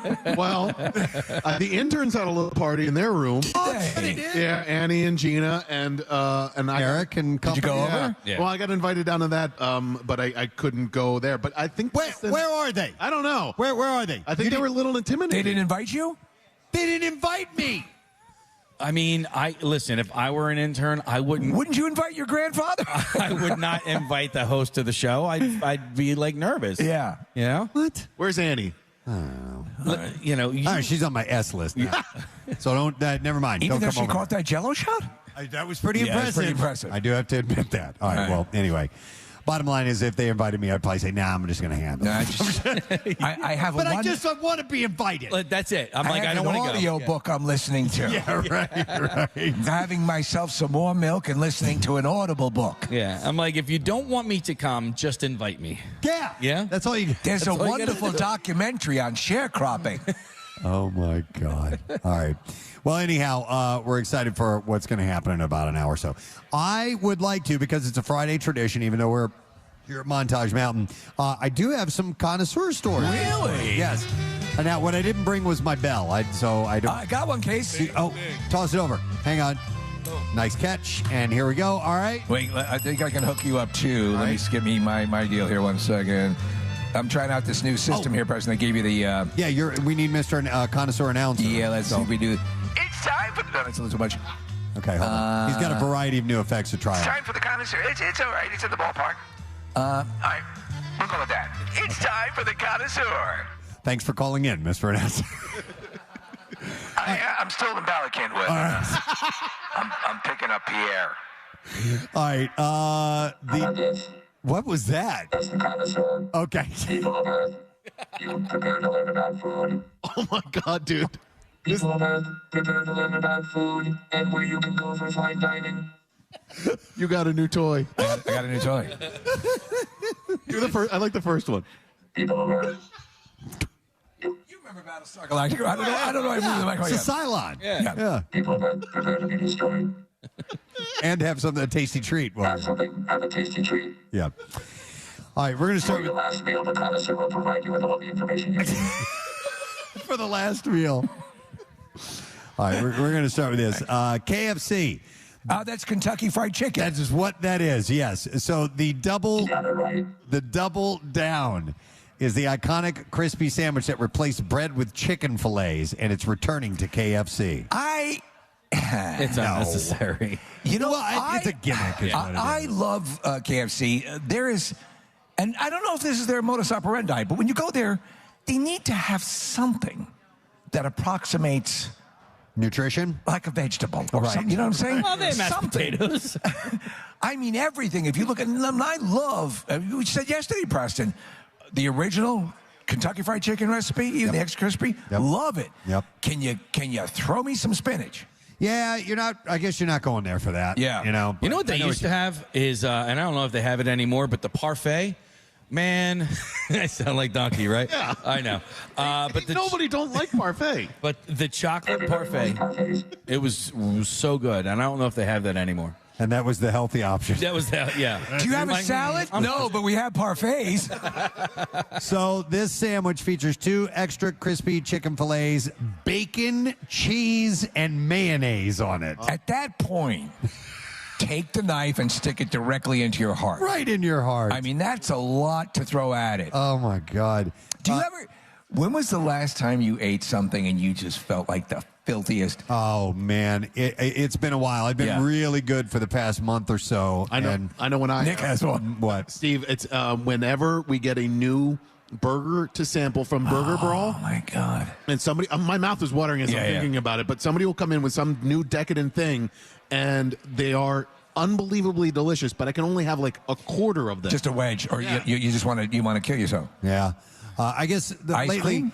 Well, for Rochelle's birthday, we got this chocolate ganache cake from Kriebel Bakery. Ganache. That was just... I don't even know what ganache is, but it sounds delicious. Chocolate goodness. But what does ganache literally mean? That's a good question. I don't... Yeah. Nick, can you look up the I know when it the snows, I definition? put on my ganaches. Yeah, of course, you don't want to get your feet wet. But ganache is... I know that it's usually like it's a darker chocolate, Yeah. and it's very dense, Sort of and it's molten? like a nugget. Yeah. No, it's not molten. You can make it like the lava cake has a ganache in it, but that's cooked and melted that It's a way. melted ganache. But Nick's gonna look that up now. A rich sauce made of chocolate and cream, also used as a filling of truffles. Oh yeah, so like an inside of a truffle, and it can also be used as a. It's like a Dickford. What's a Dickford? All right. Anyway, so it's got cream and chocolate mixed together. Nick, is what you're saying. Cream and chocolate. And it comes from the Italian word for jaw because of the chewing that's involved. Nosh. So, Yes, that makes sense. Exactly. So that was the last thing I ate, and I was afterwards, I'm like, oh, you dirty boy. I need to go. I need to talk to a priest. You know what does it for me, Steve, is Detroit-style pizza. Because normally, on any normal pizza, I can eat 2 pieces, no problem. Yeah. But Detroit-style, if you eat 2 pieces, like, I mean, I need to, like, take... Yeah. A nap for about 17 the most hours. disgusted, well, one of the most was a White Castle for a Preston, where you because you can literally eat 12 burgers. Yeah, a dozen of them easy. So, all right, anyhow, you want to feel like a dirty bitch, go to KFC and get the double down. All right, let's see. Order up. Let's stick with the stuff that's going to really, fill up your arteries with cholesterol. With ganache. There's nothing but ganache in the system, man. Some McDonald's customers have been reporting that the triple cheeseburger is selling for $2.79 on the app in some Illinois locations. So I've never heard of a triple cheeseburger. I think that was a gimmick for a strip. Was it? Yeah, like a little marketing thing because you can obviously order the double, and they would just bring that on occasionally as a selling point. I always forget that the double is there. Yeah. And that's my go-to. It's what I should get when I go there, because sometimes I'll get 2 cheeseburgers. That's my meal right Too there. much bread. But too much bread. If you order a quarter pounder, is the default a cheese quarter pounder? No. Because I've found more often than not I have to ask for it without cheese. You have to say quarter pounder with cheese. With cheese. Do you? Okay. That's the official title of it. All right. Yeah. Okay. Yeah. But I think the default order when you say a quarter pounder, when you go there, they assume you're getting one with cheese. I disagree. Throw it open to the council. I disagree. I don't know if I'm right or wrong, but I disagree. Well, no, you do. You Wait, say it won't matter in 1 It hour? will not matter in 1 hour. Discuss your burgers all you want. You are all doomed. What is it? The number 3, the quarter pounder with cheese value meal. Oh, I'm not as well versed as you are. If you know the numbers of these meals. Well, I work there. You are a sad species. I believe the number 1 is the Big Mac. I think the number 3 is the quarter pounder with cheese. But I think in the shorthand parlance is you're going to just say I'm going to get a quarter pounder. I think you specifically have to say without cheese. Tell me I'm right and tell me I'm pretty. You are very pretty. You are very, and you're right. And you are right. I rarely get the value meals now because I do with the double cheeseburger, small Well, you fries. got a good job. But, dude, I do. I can afford to order a la carte. I can splurge. Make those fries large. No, I actually prefer to go small fry because I will eat all of the fries. Yeah. But if I just order the small and I drive away, I'm not like, oh, I need more. Right. But the McDouble is different than the double cheeseburger because double cheeseburger has 2 slices of cheese. The McDouble only has 1 slice of cheese. Okay. So, all right. By the way, I saw, I think it was since we had Jimmy Fallon on the other day, I was on his Instagram, and he had posted that the way he likes his McDonald's cheeseburger is he puts his French fries on the burger. Yeah, so I'll do that. Chuck D'Amico does that. Okay. All right. I always, when people take their plate of food and they'll combine all this stuff, everything is in its separate spot. I like to eat it that way. Yeah. Oh, dude, my niece, Some of the fries are eaten separately. her food cannot touch. Like, she's just one of those people that, don't touch. Don't touch. Niece? Yeah. How she's old? 22. Oh, wow. Yeah. Okay. All right. Yep. Definitely. Some people can't stand the mixed flavor. It's a crazy world, isn't it? But I will say that But it's going to be over in 1 hour. Yeah, we don't have to worry about it anymore. Discuss all you want. You're all going to die. Can you wait till the Carbo Classic's over at least? Why are you asking these questions? All right. Anyway, order up. Order up. Yep, I got a new one here. You guys may have seen this. This was in the news a couple of days ago. Sugar substitutes erythritol. Yes. Found in Truvia, natural sweetener and diet products, may increase the risk of blood clots and other heart problems. That's actually why I use it, because it's like a little massage when the clots are going through your veins. Okay. It's like an internal massage. We just had this discussion the other day. I hate, like Dr. Mike is a big fan of Stevia. Yeah. I hate it. Yeah, I'm a Splenda guy. I'd rather at that point, Preston, I do regular, either cane sugar or regular sugar, because everything to me tastes so chemical. I agree. I can't stand. I never have been able to stand sweet and low. Ugh. Yeah, equal sweet disgusting. and low. No, but I do like Splenda. All right. A study of over 1,100 participants undergoing a heart risk assessment found that those with higher levels of the sweetener were 2 times at risk for heart attack, stroke, and blood clots. And so it says the very group of people most vulnerable to experience adverse cardiac events are the ones who we're recommending these kinds of dietary foods for. But erythritol can be found in zero sugar products. I will crunch up asbestos, and I put that on. I think that's a good sweetener for me. If you're buying something that says zero sugar and yet it tastes sweet, it may have that in there. I'm not really sure what that would be. It's all a scam. Take a deeper dive. A past 2017 study also links erythritol to weight gain as well. Well, that's counterproductive. The weight loss, I love. You take a drug for something, and the side effects are exactly what you're trying to combat. Yeah. All right, order up. All right. Let's go with some candy here. Brock's. Yeah. Brock's new jelly bean lineup includes flavors from across the globe. I could care less. Dude, Brock's jelly beans suck ass, dude. And Brock's jelly beans suck ass. the jelly beans in general do, but then like Starbucks came on and Jelly Belly, those are good. We found common ground with the aliens. I agree. Brock's jelly beans suck ass. I do agree. I hate jelly beans. I despise Entirely? jelly. The whole line of jelly beans. Hate them. I can actually, and this sounds weird, I can stomach black jelly beans. Ooh. I know. Yeah, I don't like the licorice because they're traditionally a licorice flavor, right? I never had like licorice flavor yet. And there was a point in my life where I downed bottles of Jägermeister. Isn't that tastes a lot like that's that. the same taste, right? Well, similar. No, I think what's the one that really tastes like it? Is that it's not Sambuca? It is. It is Sambuca. So is that that's the liqueur that tastes like licorice? That's from anise, which is the same ingredient in anus. Yeah. A-N-U-S. It's like anus. But it's the same ingredient in licorice. I hate it. Yeah. Despise it. So anyhow, Brock's has the 5 limited edition flavors. They are chocolate macaron, strawberry mochi, churro, apple pie, and lemon sorbet. All right, I think if you're going to create these things like that, here's where I agree with you, Casey, and you, Alien Overlord, is that if you're going to have any of those things, just have those desserts. You don't need to have them in jelly bean form. You know what I mean?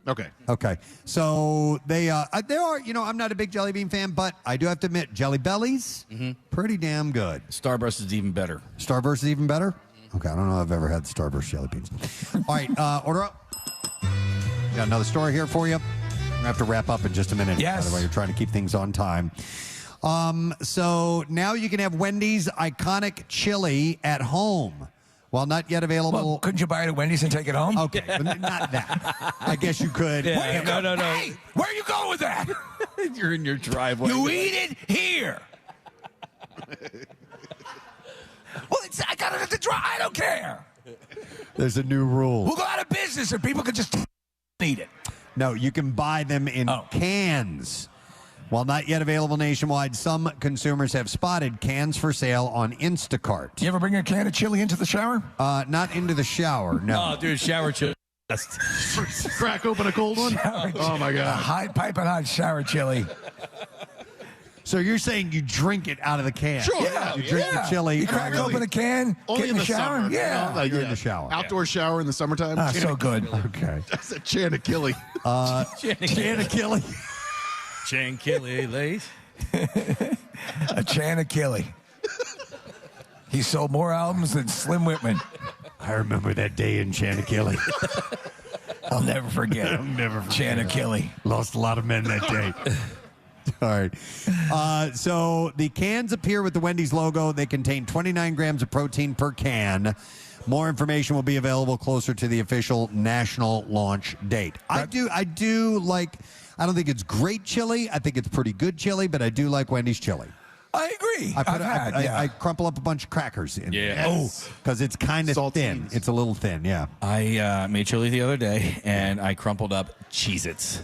Oh. Yes. Okay. You really want that to be the last thing you say. The other thing is, I like saltines in my soup, goldfish. Yeah, Crumpled up goldfish. in my soup. Yeah, you can do that, especially like tomato soup. Yep. It's So really good. tomato basil for me, you've got to have. I have a roll like focaccia or something like that. Not croutons. Croutons can Croutons work. are good. Okay. Croutons can work. Casey, what was your base ingredient for the chili? Like, what did you? Is it like a turkey chili or something like that? No. I mean, I can do jerk, but I prefer beef. Okay. Yeah. Yep, I'm the same. I like, I'm down with turkey chili. even the chicken chili is pretty good. Yes. What about you guys have been to Barney's Beanery, right? We talked about that. No. Okay, Barney's Beanery is the classic rock and roll hangout. It's where Jim Morris. I mean, this might be where Cindy Williams. No, she was at the whiskey. The whiskey. Okay. Yep. So anyway, they have legendary veggie chili that is you would absolutely believe you were eating beef chili. Yeah, back when I was a vegetarian and not eating pepperoni pizza bagel bites, the 360 brand chili was delicious. It's delicious. Yeah, I don't know. It probably still exists, but it does. But back when I was vegetarian, they didn't have like the choices that they have today. It's all good stuff. Yeah. By the way, I saw Jen Frederick. She brought in the Fox 29 sled. It's amazing. It's tabletop. Yeah, it is. It's just a box with like stuff taped onto it. Dude, it still has the whatever it was shipped. The shipping labels. The shipping labels are still on it. The shipping labels are still on that, Jen. By the way, your jumpsuit is fantastic. Your ski suit is wonderful. The hat is excellent. She's wearing this rainbow emblazoned jumpsuit. Kathy wanted, if she couldn't be here today, unfortunately, but she wanted to be a part of your crew because you guys all have those matching outfits, right? Yeah, that's a crew. All right, anyhow, that has nothing to do with the connoisseur. I know. But we're done with it. Oh, we could probably put some chili in her box. Yeah. Put some chili in there? Yeah. I used to date a chick, I'd do that too. There's a tie into it all. All right, we're gonna wrap up this segment now because we're trying our best to stay on time to We're looking good. end the program by 10 a.m. So we'll take a big break and come back in a moment, and we'll get to an earlier than usual bizarre file. I do have some stories to share for you. And look, Bill Weston's here. We'll have to say hi to our boss, Bill Weston, a little bit. So we're live at Montage Mountain. Woo! Hey, make some noise, everybody. Yeah! Come on. Be back in just a moment. Stay with us. Preston and Steve on 93.3 WMMR. It's another MMR.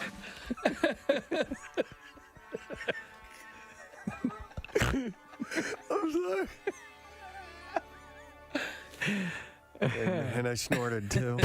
Middletown man pleaded guilty Monday in federal court to trafficking protected turtles. 62-year-old David Summers of Levittown struck a plea agreement with federal prosecutors and pleaded guilty to one felony count of violating the Lacey Act and agreed to forfeit nearly 3,500 diamondback terrapin hatchlings, according to the U.S. Attorney Office for the Eastern District of Pennsylvania.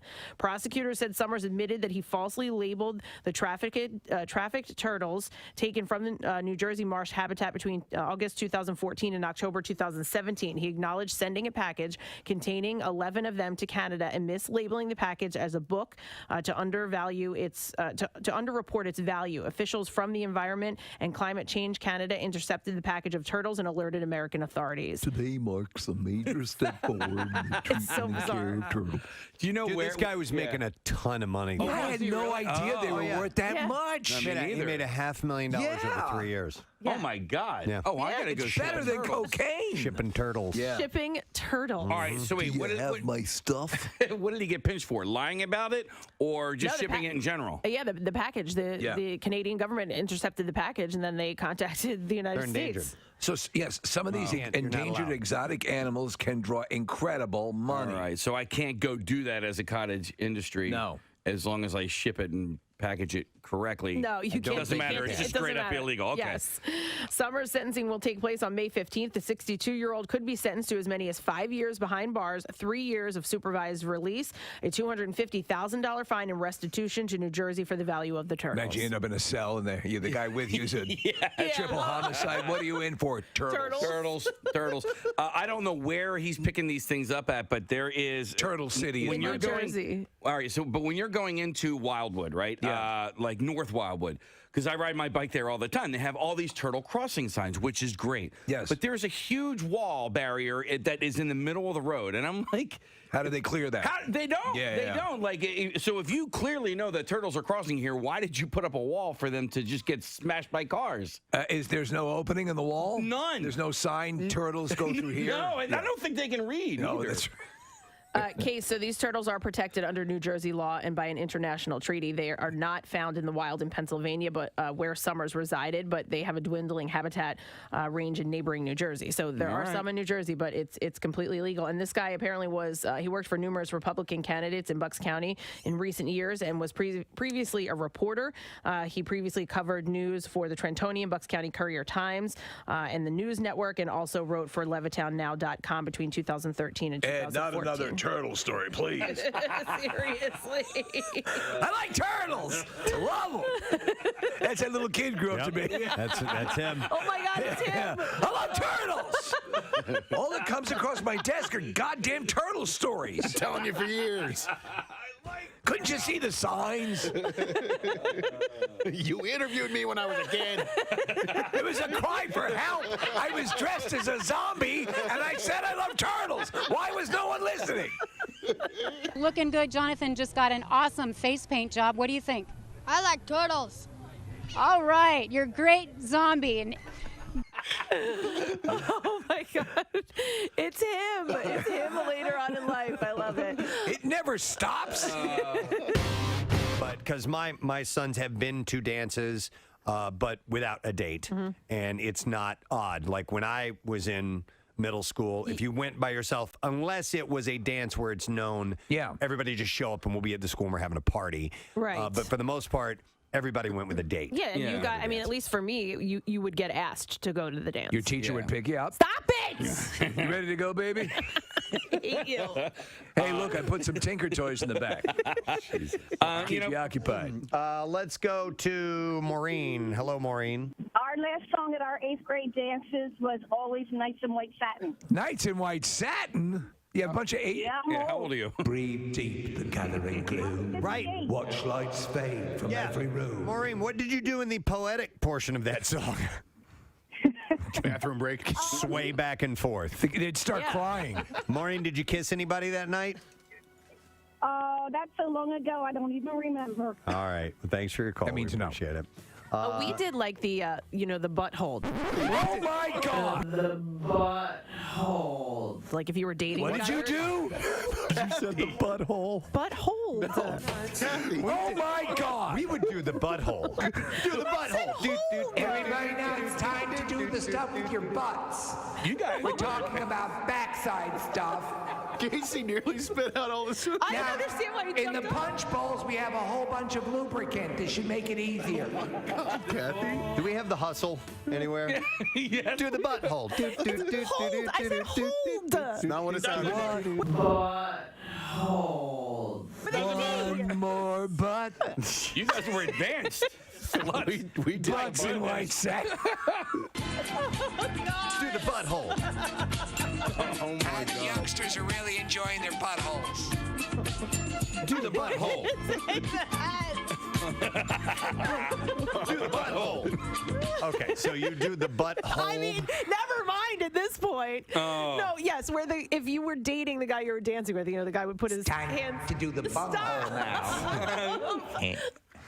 Do the butthole. And who's up for some old-fashioned finger blasting? So wait a minute. Explain to me what the butthole is. It's your Yes, Hang on, I the wanna hands hear would her. be, instead of on the waist, they would just slide down a little bit and hold the girl's butt. Grab the butt. Okay. Were you constantly under the watchful eye of a a proctor or somebody who was. There was always teachers there, but I don't think it was as strict. They couldn't see everything. Right? It wasn't as strict as the nuns watching at those dances. Well, No, seriously. But that's why the St. Kevin's dances were so great, because they were so crowded that, like, all right, you can't. I'm too tired to worry about your buttholes. The butthole. You said the butthole. Somebody had sent me a listing for a home that's on sale in Maple Glen. All the realtors are posting it on there. Oh, they are? Yeah. Okay, so there's 48 photos, and if you get to photo 31, you have to stop and go, wait a minute. What is that? What is that? So it's a beautiful home, by the way. Beautiful. And for a decent price, too. It's 5,000 square feet. Yeah. And it's gorgeously laid out. It's $750,000 for a home that looks like this. That seems like a pretty good price to me. It actually does seem like a really good price. Yeah. But when you get to photo number 31, you realize that they have a bit of an S&M dungeon in their house. But it's in like a beautifully. It's almost like an executive dungeon. But I mean, it's decorated that way. Like, it's not just little things maybe in a box somewhere. No. They had things built in their basement. Yes, and in fact, if you look at the bed, there are stocks. Yes. Like you would see when they would be punishing someone in the square where they have your head and your arms up in the stocks. If you were a witch. Yeah, exactly. And the bed has what appears to be, you can turn it into a cage if you want to. It has bars.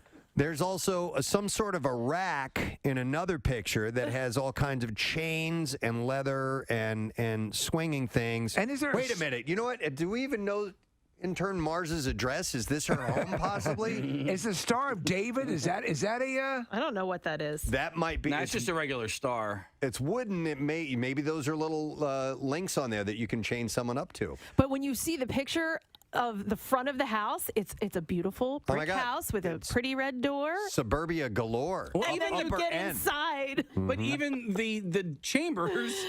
It's like nice. It doesn't seem like a dungeon. It's brightly bright, painted. yeah. It's well lit. It's very cozy. There's there. It looks like recessed lighting. Listen, I'm sure they took out the clutter for the pictures. Well, it's called 50 Shades of, right? Isn't it 50 Shades of Maple Glen? Maple Glen, yeah. Yeah. Real estate agents. Oh my God. You know they've seen a lot of stuff. Absolutely. Would I want that? Yeah. Hell yeah. Why not? Well, I'm just saying because What are you going to get? Knock a couple grand off and take the S&M stuff out. Nah, play around with it. You never know. It might open up a whole world that you never knew even existed to you. Yeah, I'm just thinking. This is Rochelle. We're going to have the PTA meeting over here tonight. Bring your bull whips and butt plug. Have we talked about period parties before? We have a while ago. Okay. Bert Kreischer.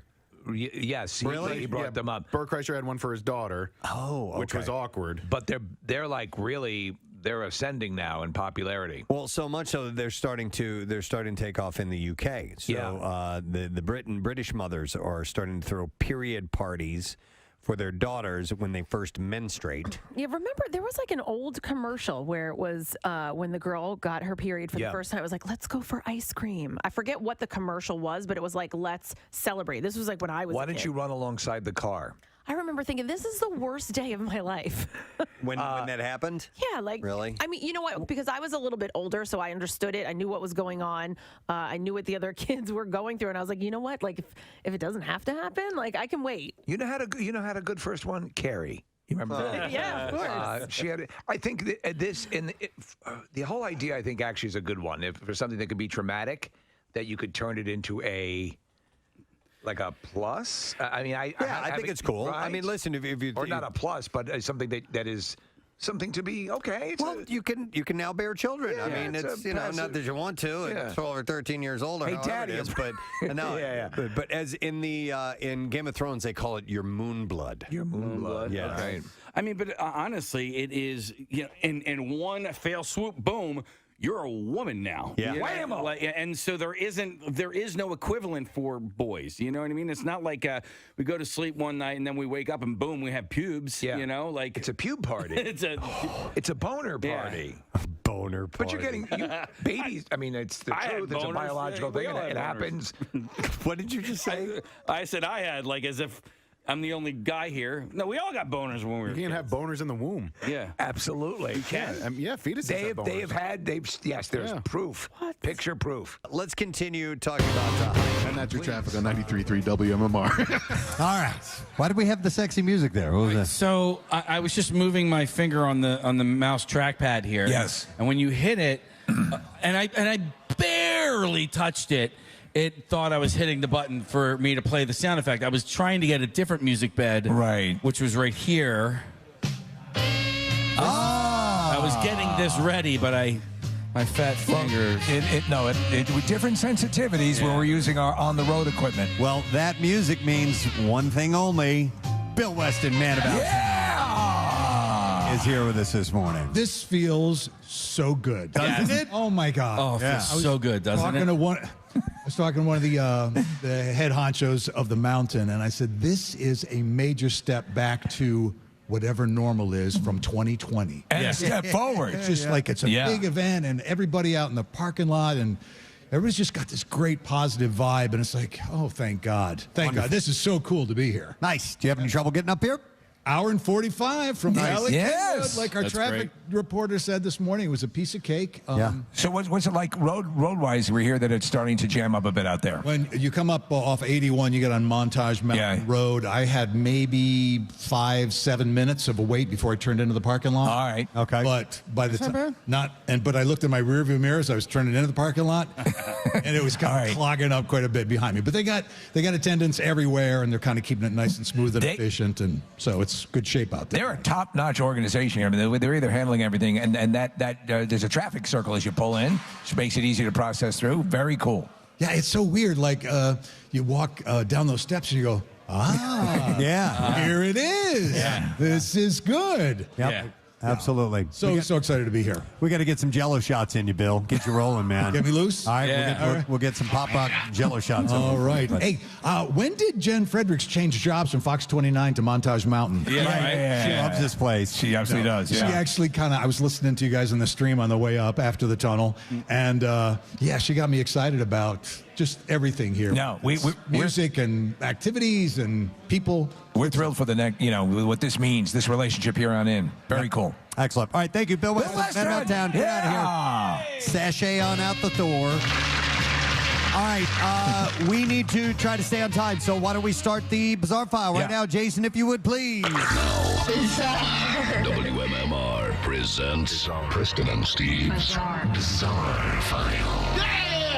All right, brought to you this morning by Shock It, all right, or Shock IT, I should say. Unfortunately, it's not a question of if your business will be hit by a cyber attack.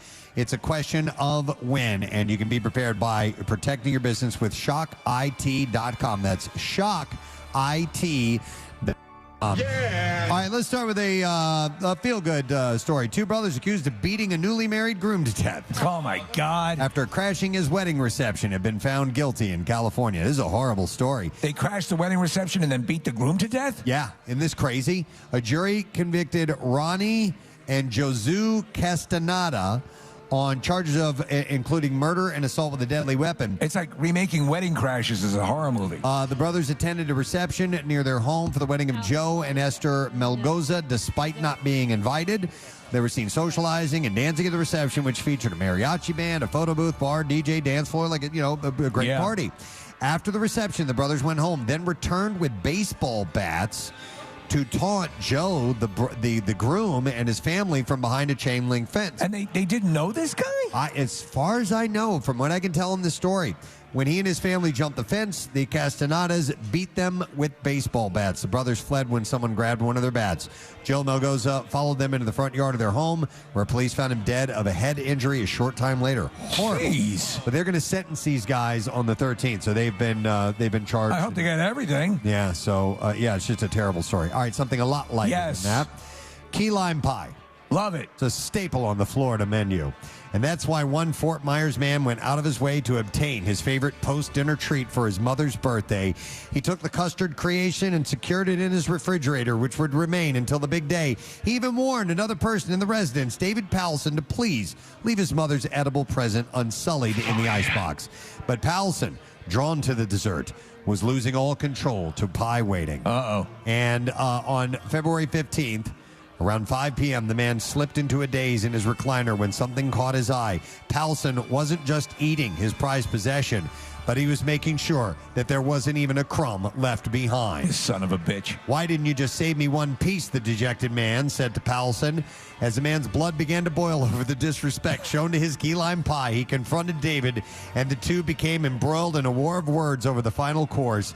You! In his attempt to escalate things, Powelson tried to cool off his heated opponent by dumping 2 large glasses of water all over him. This is brutal. With that, the sheriff's office was called over the key lime pie. So they responded to someone being water poured on them. Having water poured on them? Over a key lime pie. And that is something you called the police for? Yes. The victim and Powelson each explained their side of the story.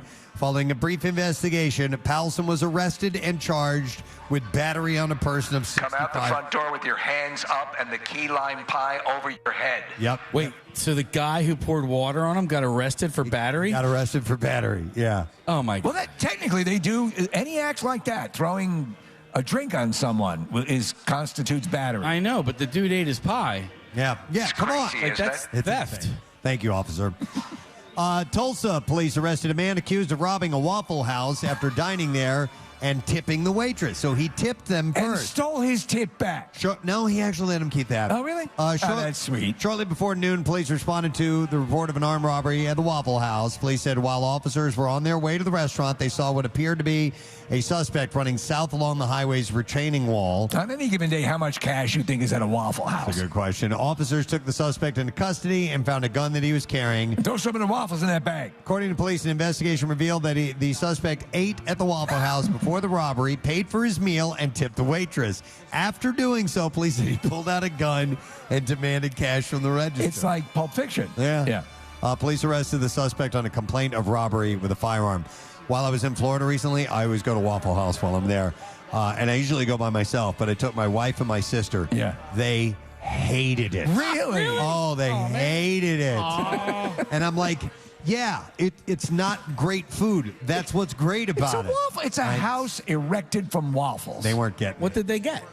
They didn't get waffles. Oh, well, then there you go. They got the lobster. Yeah, right. They had caviar. Yeah. No, they had I don't know, eggs and something or the other, but Get the you got to freaking get waffles. waffles. All right. Speaking of food, a German ice cream parlor is offering a strange new flavor. It's cricket flavored ice cream. Enough with this. Thomas Michelino's in Rothenburg is known for its unique flavors like gorgonzola cheese ice cream and gold-plated ice cream. That's a cricket. You have a cricket effect? I have a cricket. Wow. Under European Union law, crickets can be eaten frozen, dried, or used as powder, and the ice cream is made of cricket flour, heavy cream, and honey, and scoops are topped with dried crickets on it. So they're pushing this insect thing. We've eaten what did we eat? We ate crickets, did we not? Chocolate-covered crickets, yeah. Yeah. I won't eat those. Do you know Nick, what? You would eat that, wouldn't you? Look, it's not bad. It's not going to be my your go-to, my meat of choice. Right. And ice cream, that does not sound good. Here's the deal: when we had the crickets, and they were covered in chocolate, but you could, feeling a bit of wing on your tongue is not crunchy good. texture. No. Yeah, I don't like it. Yeah. No. According to the shop's Instagram, it has a surprisingly yummy taste. Yeah, everyone's surprised that it tastes good. Yeah, exactly. That's it. We're going to end the bizarre file there. And we are going to take a break, so we're doing our best to stay on time this morning and wrapping up by 10 a.m. So when we come back, we'll have our lesson question, we'll have our trash, we'll have our music news, and we are sitting right here in a comfy, cozy spot. We're in the Slocum Hollow, which is the bar and restaurant inside the lodge here at Montage Mountain, getting ready for Cardboard Classic. So we'll come back in just a moment. Stay with us, all right? Preston and Steve. We could. I mean, I'm sure we could find something. I like that sense that the mouth, that the toothpaste and everything's been rinsed out and washed out, and whatever I've dislodged is out. I haven't gone to the dentist in over a year. I knew you were going to find that repulsive, Kathy. Oh, I had so gross. I had an appointment, and then something came up. Something suddenly came up. And then I had to cancel the appointment, and I never rescheduled it, and I just got lazy. And it usually takes, like, they have a long wait usually. And I don't like going to the dentist. Even I just like for a my clean? dentist a lot. He's a really nice guy. What's that? Even just for a cleaning? No, because it's never just a cleaning. It's always, oh, what's this? Or, let me pick at that for a minute. Or here, we need to take some more pictures. Shove these uncomfortable things in your mouth and bite down for a little while. Here, put these wax lips in. I hate that. I hate that. I hate the x-rays. Ugh. I love going because I don't have a lot of, no, but I don't have. Because Kathy, they make when compliments. She smiles. She likes to go Everyone, anywhere. come in here quickly. Look at these beautiful teeth. It's not enough that she has a perfect vagina. No, I like the feeling that my teeth are that clean, as you can imagine. No kidding. You have beautiful teeth. Hey, Kathy has the perfect mouth, the perfect vagina. Do we assume that the other one is perfect too? I can only assume it. Her proctologist is doing backflips. Yeah. Has anybody ever commented on your butthole? They've commented on every other orifice. Oh my in your body. God! Look at this thing. It's unbelievable. I like how you pointed at it when you told Red my butt. Did she? Yeah. My butthole. This? My butthole, Preston? Is that what you're talking about? My perfect butthole? We have to do something now. Oh. All right. It's a little thing that we put together that's going to involve you having to put on a blindfold because we have a mystery guest. Mystery guest! Okay. I love mystery Perhaps the most mysterious mystery guest of ever. Really? Yes. We won't go any further than say that. You think you'll get it? I think so, yeah. All right. So we need you to put on your blindfold, please. All right, take those glasses off. All right, hang on. All righty. Yay. So. All right. So again, so one more time, repeat. All right.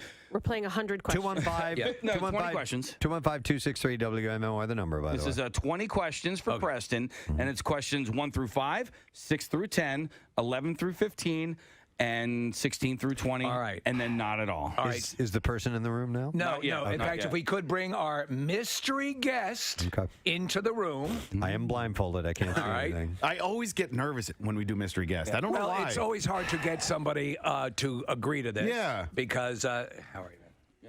It is hard to get somebody to agree to do it, and then sometimes we'll eat up half the interview trying to figure out who the hell it is. Right. If they've only got like a 10-minute window. So, all right, so if this person is here, then they have more time than that, which is good. They're here, and we will be able to spend some time after Preston, which is good news. Okay, so I'm going to use the high-pitch process to hide this voice, which I think we'll do a nice masking job. So we're going to begin, Preston. Again, yes or no. And you're going to have enough time to sort of narrow it down and ask our mystery guest your first question. Okay. Have we ever met in person before? Yes. Oh, okay. Do you live in and around the Philadelphia area? Yes. Okay. Are you a public figure? No. No. Oh, wow. Okay. Well, wait 1 second. Wait, was that Steve? That was Steve. With the processor obviously still on. People. Ask that question again. Are you a public figure? Yes. Okay. He's modest. His answer might have thrown you, and he is. How many questions is that? That's three. That's three questions. All right. So you're a man. Steve just said he, by the way, so I got that. Oh, man. Ooh, little one out of the way. Are you in... is your profession in journalism? Yes. Ah, okay. Do you appear regularly on television? Yes. All right, wait. That's 5 questions. Do you have a guest real quick? Yeah, I do. Okay. Matt O'Donnell. No. Wow, okay. All right. Did I get the wrong network and piss somebody off? No. You're good. We wouldn't do that to you. All right. Mike Monsel's on line 4. Let me tell you, your mystery guest is very good-natured. He's smiling. So. Okay. All right. So it's not Matt. It's someone I've met in person before. They're on TV. Journalism. You can ask more questions. I'm going to. I'm just trying to figure out where that might lead me in my next question. Would we consider ourselves, or do you consider me a friend of yours? Yes. Oh, okay.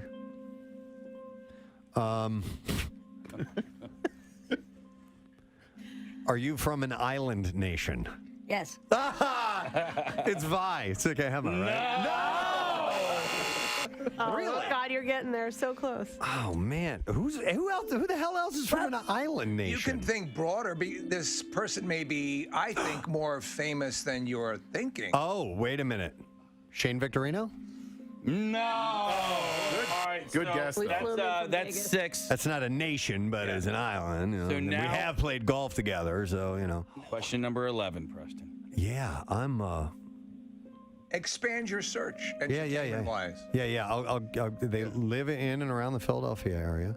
Entertainment-wise, journalism, television, island. There are some people who do it all. Who do it all? No, oh, okay. So, are you a musician? Yes. Oh. Wow. What's your name? No. You're a musician. Oh my God. I should know this, right? Okay. All right. Okay. Everyone here is smiling because you know once you know you. Okay. Yeah. Do we play your music on MMR? Yes. Wow. Do you play drums? Yes. Wow. And we're friends. We're considered friends. We're friends. This person's gonna kill me. Are you black? Yes. And I still don't know who it is. What a waste of a question. Well, I'm trying to, you know. More famous than I have been leading on to. We're considered friends. I mean, you know, if I were to liken this person, I'm just going to give you a little help. Okay. It's kind of like a Swiss Army knife of capabilities here. This person's gonna kill me. I thought you'd be better at this, Preston. Dude, I suck at this. I'm good at getting answers. All right, well, Apparently, I'm good at getting yes answers. You've got 'cause nothing I haven't but gotten yeses. any no answers yet. Honestly, which should kind of lead you to, oh my God. Oh, Steve. What? Some people texting in are starting to get it. Okay. Really? All right. All right. Well, it's not Questlove because we're not friends. Yeah, that's true. And Another guess? I mean, another question. I guess. Yeah, but what's going to help narrow it down? That's the thing that I'm trying to. Maybe other Trying to get to. capabilities, other talents. Okay. Yeah, but what? Do you like to eat? Yes. All right. Do you cook? I mean, like, would people know you for your cooking? Yes. Really? Jesus, none of this is helping me. Why are you don't know the wasting- cooking drummer?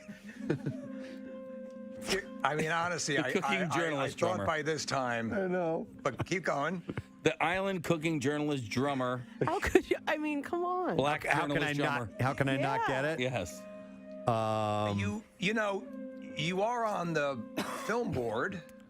I'm gonna help you with that. Oh my God, you're right. Okay, I am on the film board. You're an actor as well? Are you an actor? Yes. Oh, okay. Philadelphia actor, black drummer.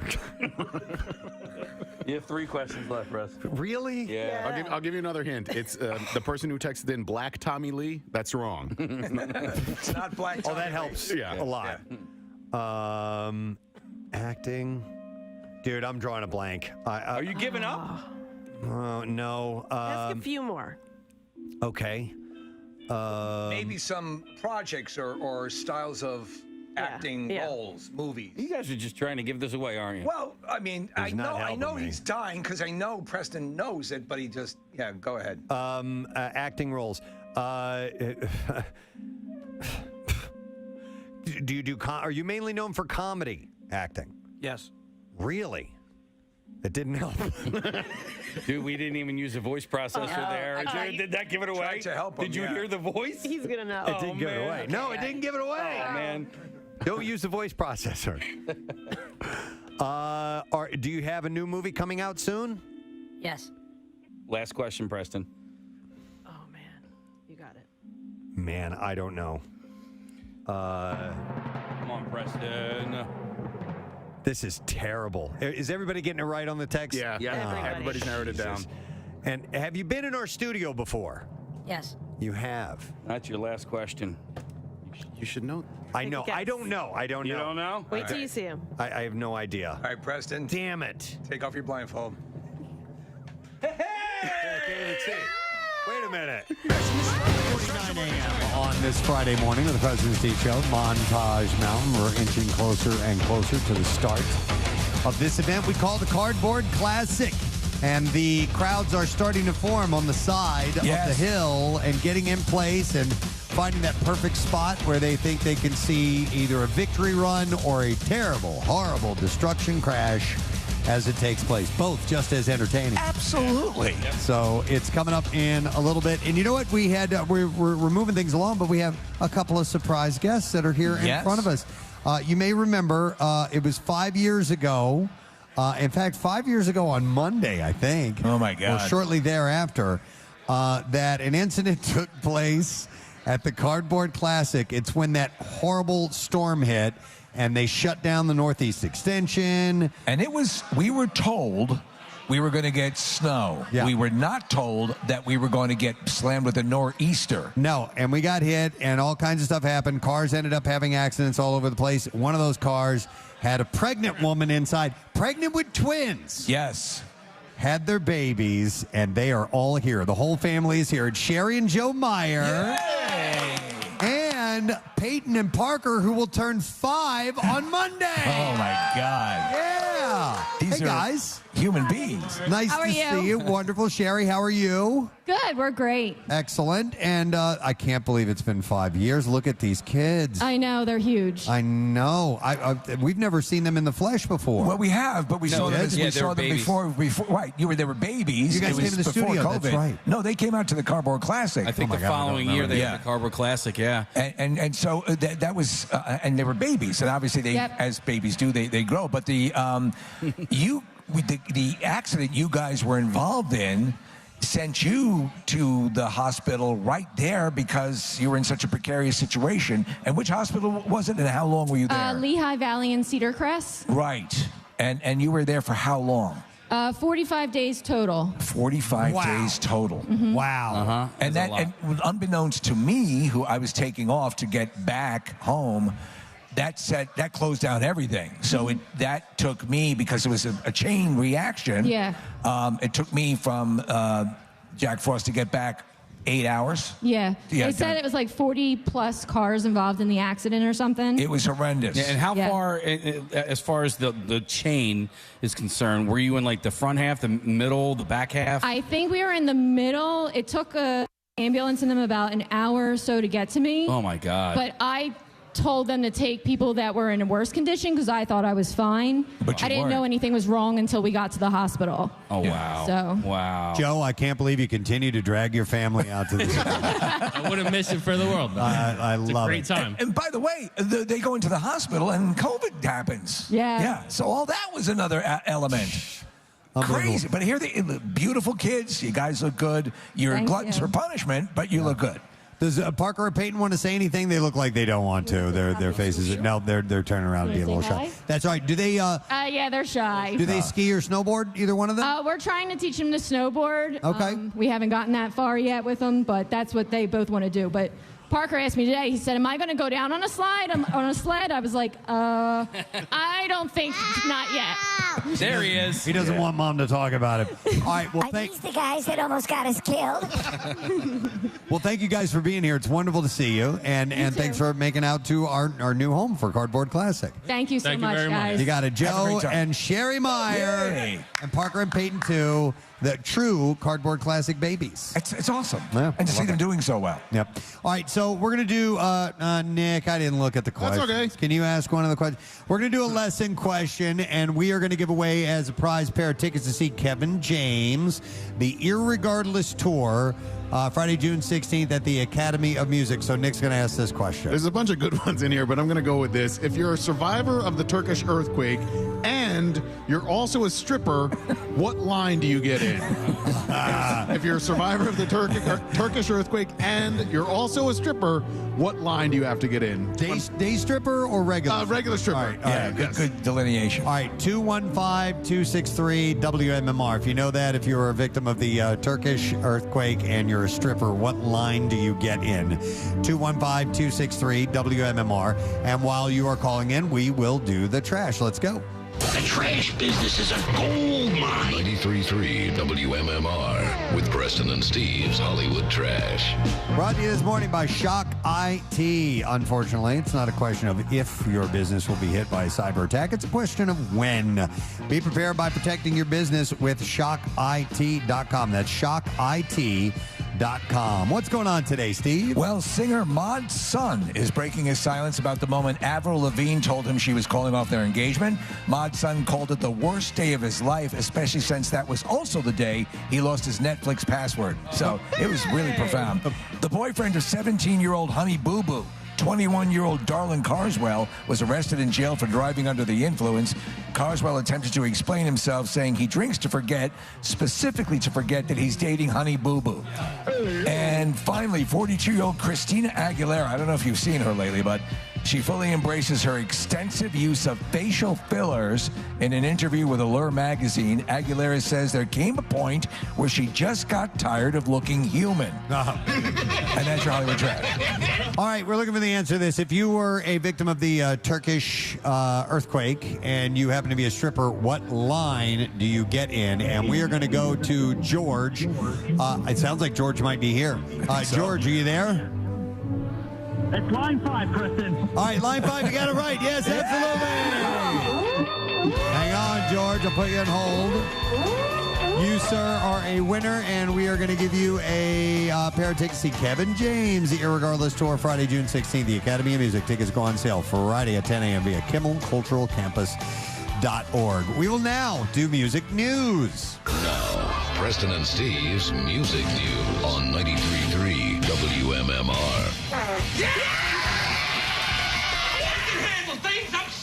All right, we got a few stories for you, Fredo. We're going to begin with this one. Metallica's James Hetfield is set to star in the upcoming dark Western thriller called The Thicket, which is based on Joe R. Lansdale's novel of the same name. You ever heard of this? I've not heard of this, no. According to Deadline, the film is produced by Peter Dinklage of Game of Thrones fans and Elf and a lot of other great movies and shows. All right, stick him up.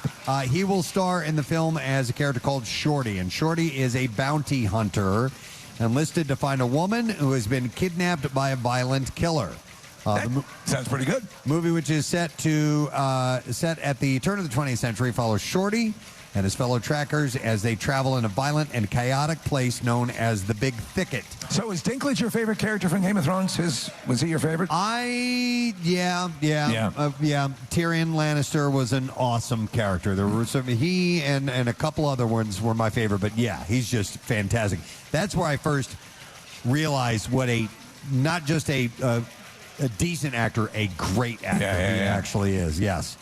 The Lumineers have announced that they are hitting the road this summer. The trek's going to begin August 16th in Bangor, Maine, and will wrap up at the Hollywood Bowl in Los Angeles on September 15th. James Bay will be the opener on the tour, and Lumineers are going to be playing the Pavilion at the Man. Didn't the Lumineers open up for you two at the Link? Yes. I believe they did, on the Joshua Tree Tour. Yep. So this will be... Great to see Preston here tonight. August 23rd, if you would like to go and see them. I don't have any on-sale information about that yet, though. U2 bassist Adam Clayton shed some light on the group's new album, Songs of Surrender, which is set for release on St. Patrick's Day. He had said it was very much a Bono and Edge project. It started out being, how could we do something that mirrored the chapters in Bono's book? The songs had to show some sort of perspective and development. So something that may have been maybe better conceived as 15 to 20 songs started to mushroom into these 40 tunes. He said that their scrapped album, The Songs of Ascent, has been totally pushed aside for a raucous, new, vibrant collection. He said, we're turning the amps on. So I certainly think that the rock that we all grew up with as 16 and 17-year-olds, that rawness of those Patti Smith, Iggy Pop records. That kind of power is something that we would love to connect back into, so that's what they're going to go for. And then finally, one more story. This is interesting. The band Extreme released its first album in 14 years. Wow. It's called Six, and it will come out on June 9th. Yes. The band has just dropped the set's first single titled Rise. Frontman Gary Sharon spoke about the new track, explaining musically it's aggressive, lyrically it's a cautionary tale on the rise and fall of fame. You get seduced into it, and once you're on top, they'll rip you apart and tear you down. That's the nature of the beast. It's a sonic sojourn. Called Six. Six. And guitarist Nuno Bettencourt went on to say, when Eddie Van Halen passed, it really hit me. I'm not going to be the one who takes the throne, but I felt some responsibility to keep guitar playing alive. So you hear a lot of fire on that record. And Nuno is an amazing guitarist, by the way. Nuno. That was Mork and Mindy, right? That Nanu and Nuno. All right, and that's it. That's the last time. Excellent. Well done. Music news. So that we're done with that. That's how the pros do it. It is. Thank you. No, please. It is 10 o'clock on the nose. So that means we need to break, come back, do the wrap up, Leather Day Word of the Week prize, and then it's Cardboard Classic. Yes. So we're ready to get started. We'll come back in just a second live at Montage Mountain. Yeah, you can make some noise if you want to. 93.3 WMMR. We will be right back. Stay with us. Preston and Steve on 93.3 WMMR. Everybody getting it right on the text? Yeah. Everybody's narrowed it down. And have you been in our studio before? Yes. You have. That's your last question. You should know. I know. I don't know. I don't know. You don't know? Wait till you see him. I have no idea. All right, Preston. Damn it. Take off your blindfold. Okay, let's see. Wait a minute. Preston, this is one of the construction workers in our building currently. He said yes to every question on purpose. You suck.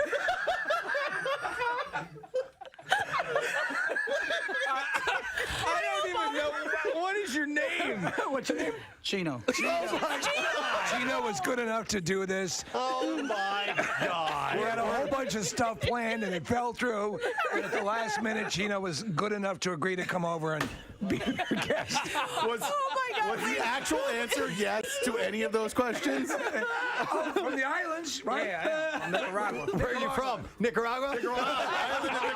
These guys are doing great work in the building sitting here here. going, I'm beating myself up. You guys are saying, oh, you ought to know. I mean, for crying out loud, he's a friend of mine. Nick's like, everybody's getting it.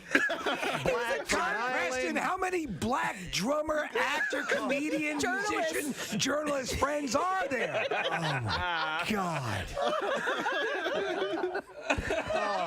Good job. By the way, and then I take and you a-hole. Okay, so you know, and here's the deal, man. What's your name again? Chino. Chino. Yeah. So Chino, I never remember anybody's name. Right. So when I took my blindfold off and I saw you, I felt horrible because I didn't remember who you were.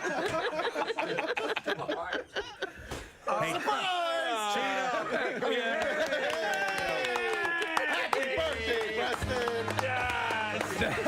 By the way, I want to point something out. Kat, I was giggling at the beginning of sports, and Kathy looks at me. She's like, "What's going on over there?"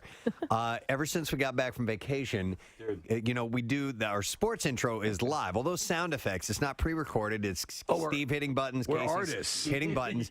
Casey has forgotten the order of the sound effects that he normally plays, and he's off his game. That's why I heard a doorbell in there, and I'm like, all right. We never heard the Yesterday doorbell. there was something else. Do you want to try it again? We Like, have it's like to wind or like a hurricane yesterday, or because they've got hundreds of sound effects. All right, I won't scream. I'm going to configure to what I always have it set. Do you want to do it without the? I'll bring the music way down. I kind of need the music, right? All right, so go ahead. Well, hang on. And for those of you who hate the sports intro, Here it you're going to get it here again. it is. But hang on. But I'll bring down the volume Before a you little hit bit. anything, By the way, I got to figure this out. The sports intro was born in purposeful excess. Just being ridiculous. No, of course. Yeah. You guys remember why it started, right? It's because we were so excited when the Eagles finally made it to the Super Bowl. This was at Y100 that Kathy was doing news, and we couldn't wait for her to get to sports. Nope. Okay. Don't remember that at all. Yeah, and so the anticipation was it was exploded in sound effects. Okay. All right, hang on. Let me know when you're ready. I just don't know. The problem is I don't know what my second Like I know. Don't think about it. Just do it. Get in the zone. Auto zone. Nick and I were actually just talking the other day about how occasionally we'll call into the conference call and we've been entering the same code to get into our conference call for however many years now, and like occasionally we'll be like, what you have, it just your mind just goes blank and you're like, what is that Every once in a while you sort of retrain yourself to forget it, and then you have to that's why obviously jotting things down now and then is a good idea. But you think you have a case?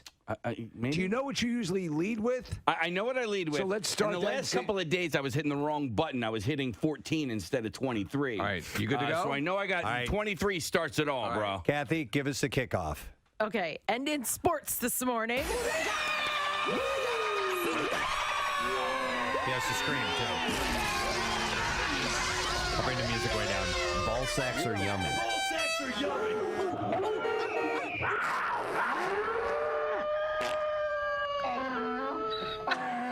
And the dolphin. What happened? There you go. That was it better. wasn't timed up. I had to pause my "What the F is that?" Oh, all right. Okay. I think the music helps with that. Sounded right. Did it sound right? A little better, yeah. I couldn't remember if I do farts or not. No, I don't think you do. I don't think No, you there are do. no farts. No, not It in would sports ruin the intro. sanctity of the yeah, sports please. intro. That would ruin it. Talking about the pride of Philadelphia here. So we gotta Farts get it appear right. in the music news. Yeah. You know what it is? What is it? Wrong page? No. So I hit this, and then I start with that. I killed it! There you go. All right. I start with that. I tell you what, that sounded closer than it sounded for the past couple of days. I agree. Yeah. I agree. Okay. Shut up. Game of Thrones star Sophie Turner tells Dr. Phil on his podcast, Fill in the Blanks. Oh, my God. Phil. How about Phil McCracken? In the blanks. That she got so much hate mail on social media, she actually considered suicide. She said, it's weird. I say that I wasn't very depressed when I was younger, but I used to think about suicide a lot when I was younger, and I don't know why, though. Maybe it's just a weird fascination I used to have, but yeah, I used to think about it. And I probably considered suicide after doing Fill the Blanks in. She said, I don't think I ever would have gone through with it, and I don't know. By the way, Sophie Turner on Game of Thrones, as the series has progressed, she's gotten more beautiful along the way, and now because they're dressing her different, and she is regal, and she has a little more attitude. And May I say eyes something? are just so gorgeously blue, and that red hair, she's stunning. I'd say the same about you. Oh, thank you. As the show has progressed, you've gotten more beautiful. Thank you, sir. You know what, Steve, you're right. Absolutely.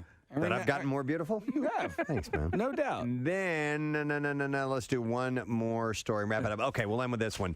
While Hellboy hasn't set the box office on fire, it tanked with only $12 million in its opening weekend. One of its stars, Mila Jovovich, is still loving it, and she shared her thoughts on social media, writing in part, all I'm going to say before going to bed is this. All my raddest filmed... Oh, Jesus, man.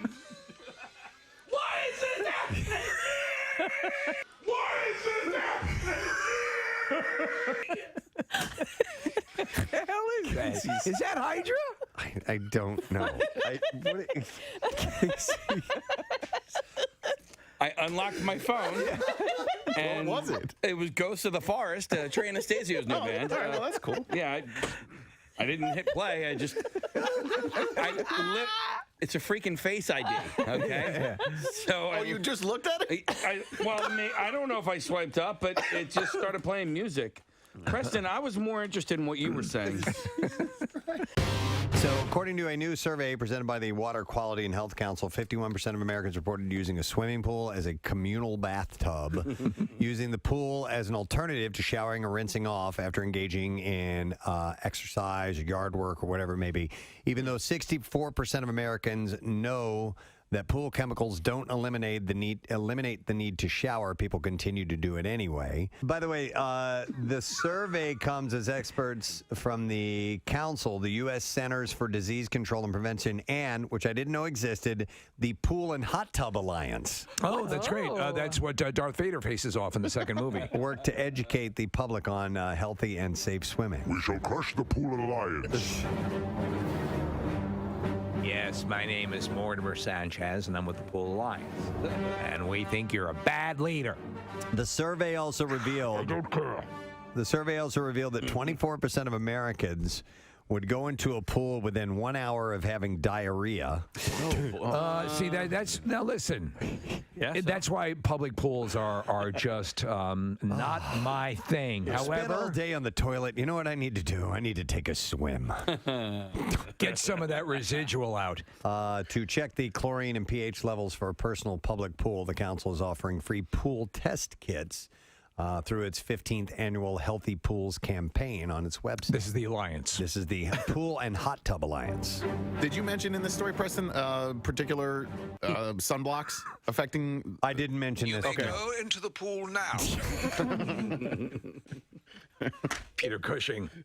Mop Tarkin. This is the finest pool you'll ever swim in.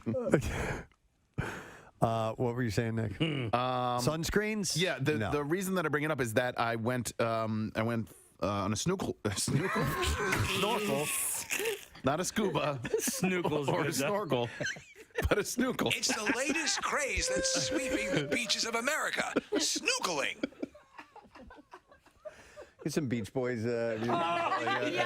Yeah, that'd be Good great. outside, hanging tan, Yeah. snookling all day long. We run on runniness. All right. It's about 10 minutes after 10 o'clock. I can't believe I'm saying this. Pierre Robert is here. Oh my God! He is here. God! I can't believe it. No more than I can. I love your hat, by the way, dude. Thank you. Thank you. You look like Little Gino winter Vanelli. gem. It's got antennae to receive the signal properly. Did you hear what Steve said? You look like Gino Vanelli, he said. And it also doubles as headphones and microphone. Oh, my God. There you go. Nice. I didn't get here till 5 in the morning, so it was a beautiful moon, though, driving up. It's Did you see gorgeous. the moon? Yeah, the mountain looks great. Everything's really And it was gorgeous. supposed to rain. Look at it, and it's sunny. Yeah. I love this place. Bright I love the sunshine. hotel. There's a Starbucks across the street from the hotel. There's a town. There's an a actual town. We're in civilization. Yeah. It's a little different than where we used to be. You're right. Hooterville was nice, but I mean, this Yeah. is spectacular. Some culture here. Some culture. There's Yeah. a museum down the way. There's a Van Gogh exhibit opening tonight. It's I did not- unbelievable. I Yes, did right not next know to the that. Picasso section. The Arc de Triomphe is in our parking lot. It's unbelievable. Pierre, did you take a look at the stage where Everclear is going to be playing later on? Oh, wow. It's I didn't see huge. that. Yeah. It's fantastic. And it's That's right at the amazing. base of the run for the Cardboard Classic. And we've got a huge group of people here ready to go. Well, I mean, there was a huge line of traffic, and I said, I'm not going to make it. Then there was this open middle lane, and I said, I could put my flashes on, and then everyone think I'm the biggest a-hole of all time. But I said, I won't cut in front, and it still worked out. And I got to the section, and the guy, I said, well, I'm doing a broadcast. And then the guy said, I said to this lady, can I park here right in front? And she goes, I don't think so. I go, good, thank you. And I parked there, and I came. Well, you know what? Your usual was to put your flashes on and drive past everybody and be the scourge. And Please move out of the way. I have a ridiculous hat. but now it looks like this might be easier for you. Right. Okay. Excellent, man. This is a great place. Isn't it, though? Look at the upside-down Christmas tree. Yeah. It's called the Slocum Hollow Bar and Restaurant that we're in right now in the lodge, and it is beautiful. Very cool. Very nice. And you're going to call this your home for the next few hours. Excellent. And, of course, you're going to be roving while you're out on Right, the air, we're too. roving, and you're also going to be right out on this deck, correct? Literally right out the door to the right, and we have our whole area. We can see it from a great vantage point. Have you checked out back the run and everything? It looks pretty amazing. Cool, cool. Yep. I haven't seen any sleds. I don't know where the people are gathering the sleds. So there's They're on the other a side. staging area way off that way, and then they are walking them up that hill. And there's a second staging area, a flat area up part of the way up the hill. And I can see actually a few people are moving their sleds all the way to the top. So we're going to start this thing right away. A massive run. And by the way, if you want to, I guess Marissa, probably maybe Gina, whoever put up, we have a preview, Preston, on PrestonandSteve.com of the sleighs in this Cardboard Classic, ready to go today. Yep. So you And can check those will out. people be able to see anything on video? I forgot. We talked about that yesterday, but I think that's probably slightly delayed, right? Yeah, we're not going to be streaming the event live. We will be taking plenty of video footage, and that will be shown on social probably later today, and there will be videos, put together of the whole thing later on. We have drone footage, all kinds of stuff. So give me the order of how it goes. We're going to go with the fastest sleds first. And there's prizes for that. There's a $500 prize for first place. And so those are the smaller toboggan-style one-person sleds. Wow. And those will go down first. And there's usually, I think there's 25 of those, but we'll be running 2 at a time. And that'll go by, it'll take about 15, 20 minutes, something like that. And then then it's a free-for-all. Whoever wants to go is next. Cool. And then we start sending them down one at a time, and they're usually the bigger ones. So. Any idea how many sleds?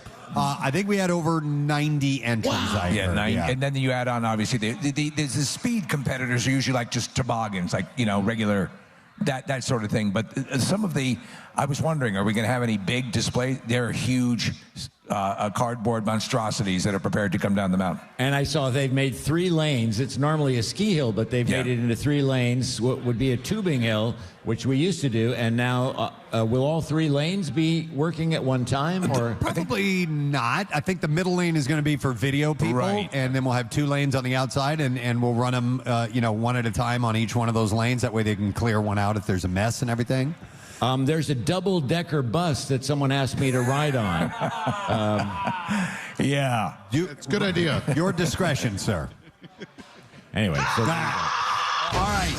Hey, Brent Porsche just got here, too. Hey, look at that guy. Porsche. Brent is going to be he's going to be spinning the music out on the hill. Yeah, so Jackie Bam Bam used to stay up all night and drive up here and spin music for you after doing the overnight shift. And now Brent is not only doing music during the Cardboard Classic, God bless him, but then he will be on the air somewhere in this lodge, not at this exact location, between 3 and 7, when my show ends. Right. And so I love that we're all here all day long. It's great. And the concert starts, I believe, at 5, correct? Right. Yeah. Excellent. All right, so why don't we get our letter of the day, and we'll move out and get this thing started. So, Jason, if you will, please. Preston and Steve on 93.3 WMMR. Now, the Daily Letter. All right, and the Preston and Steve Show is brought to you today by the letter. S as in snow. All right, and we'll take caller number 5 at 215-263 WMMR, and we will see if you happen to know the word of the week. I thought he was going to follow through with that there, yeah. Snow. That's it. Taking the winner here, or are we? Oh, yeah. Yeah, we can take the winner here real quick. Yeah, we'll do that. Great job by Jason Fayon. He always does a marvelous job working the board back at the station for these live broadcasts.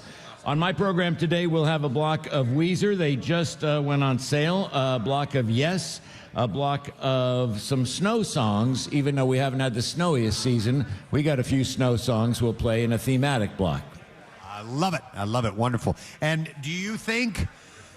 even though your past history is a little bit checkered with riding down the sled, you think you'll ride down 1 or 2 today, maybe? I am open to that.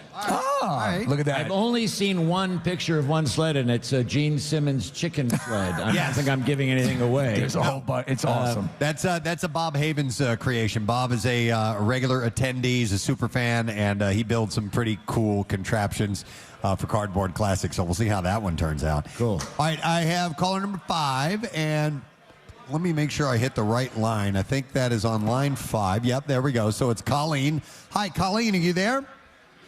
Colleen, yes, this is me. All right, Colleen, what is the word of the week, please? It's sleds. Great day in the morning. That is correct, Colleen. All right, Colleen. I'm going to put you on hold. Hang on. We'll make sure that we get your information. And you just got yourself 3 cases of the new Surfside Starter Pack, a variety of their lemonades, iced teas, plus a Surfside hat, 2 Stateside Rocks glasses, a Surfside tin tacker metal sign and flag. Surfside iced teas and lemonades are proudly made with Stateside vodka, and they have 100 calories, 2 grams of sugar, and are 100% non-carbonated. Visit statesidevodka.com to find a retailer because it's always summer with Surfside. Let me see. Do I have sponsors to thank, Casey? Oh, shoot. Fine people who have helped us in great ways, and we couldn't be more gracious than to thank them because they were gracious in helping us to do the magnificent broadcast. Couldn't have said it better myself. Brought to you today by Acme Markets, fresh foods, local flavors. Also brought to you by Duncan. The President Steve Show runs on Duncan. And by Trinity Rehab, locations all over and now open in King of Prussia, trinity-rehab.com. I've got a traffic report. Okay, and what is it? In some places there are traffic, and others there aren't. There you go. Traffic from Pierre Robert. In some places, there are traffic. There are traffic. There are traffic in some places. And others there are not. I love it. And that's your traffic. On 93.3 Them's WMMR. good people. All right, so this wraps up the show live broadcast. I'm sure Pierre will pop us on at some point in the next couple of hours. We'll say hello again. So that's it. We are done. Rage on. We are going to go do the Cardboard Classic right now. See you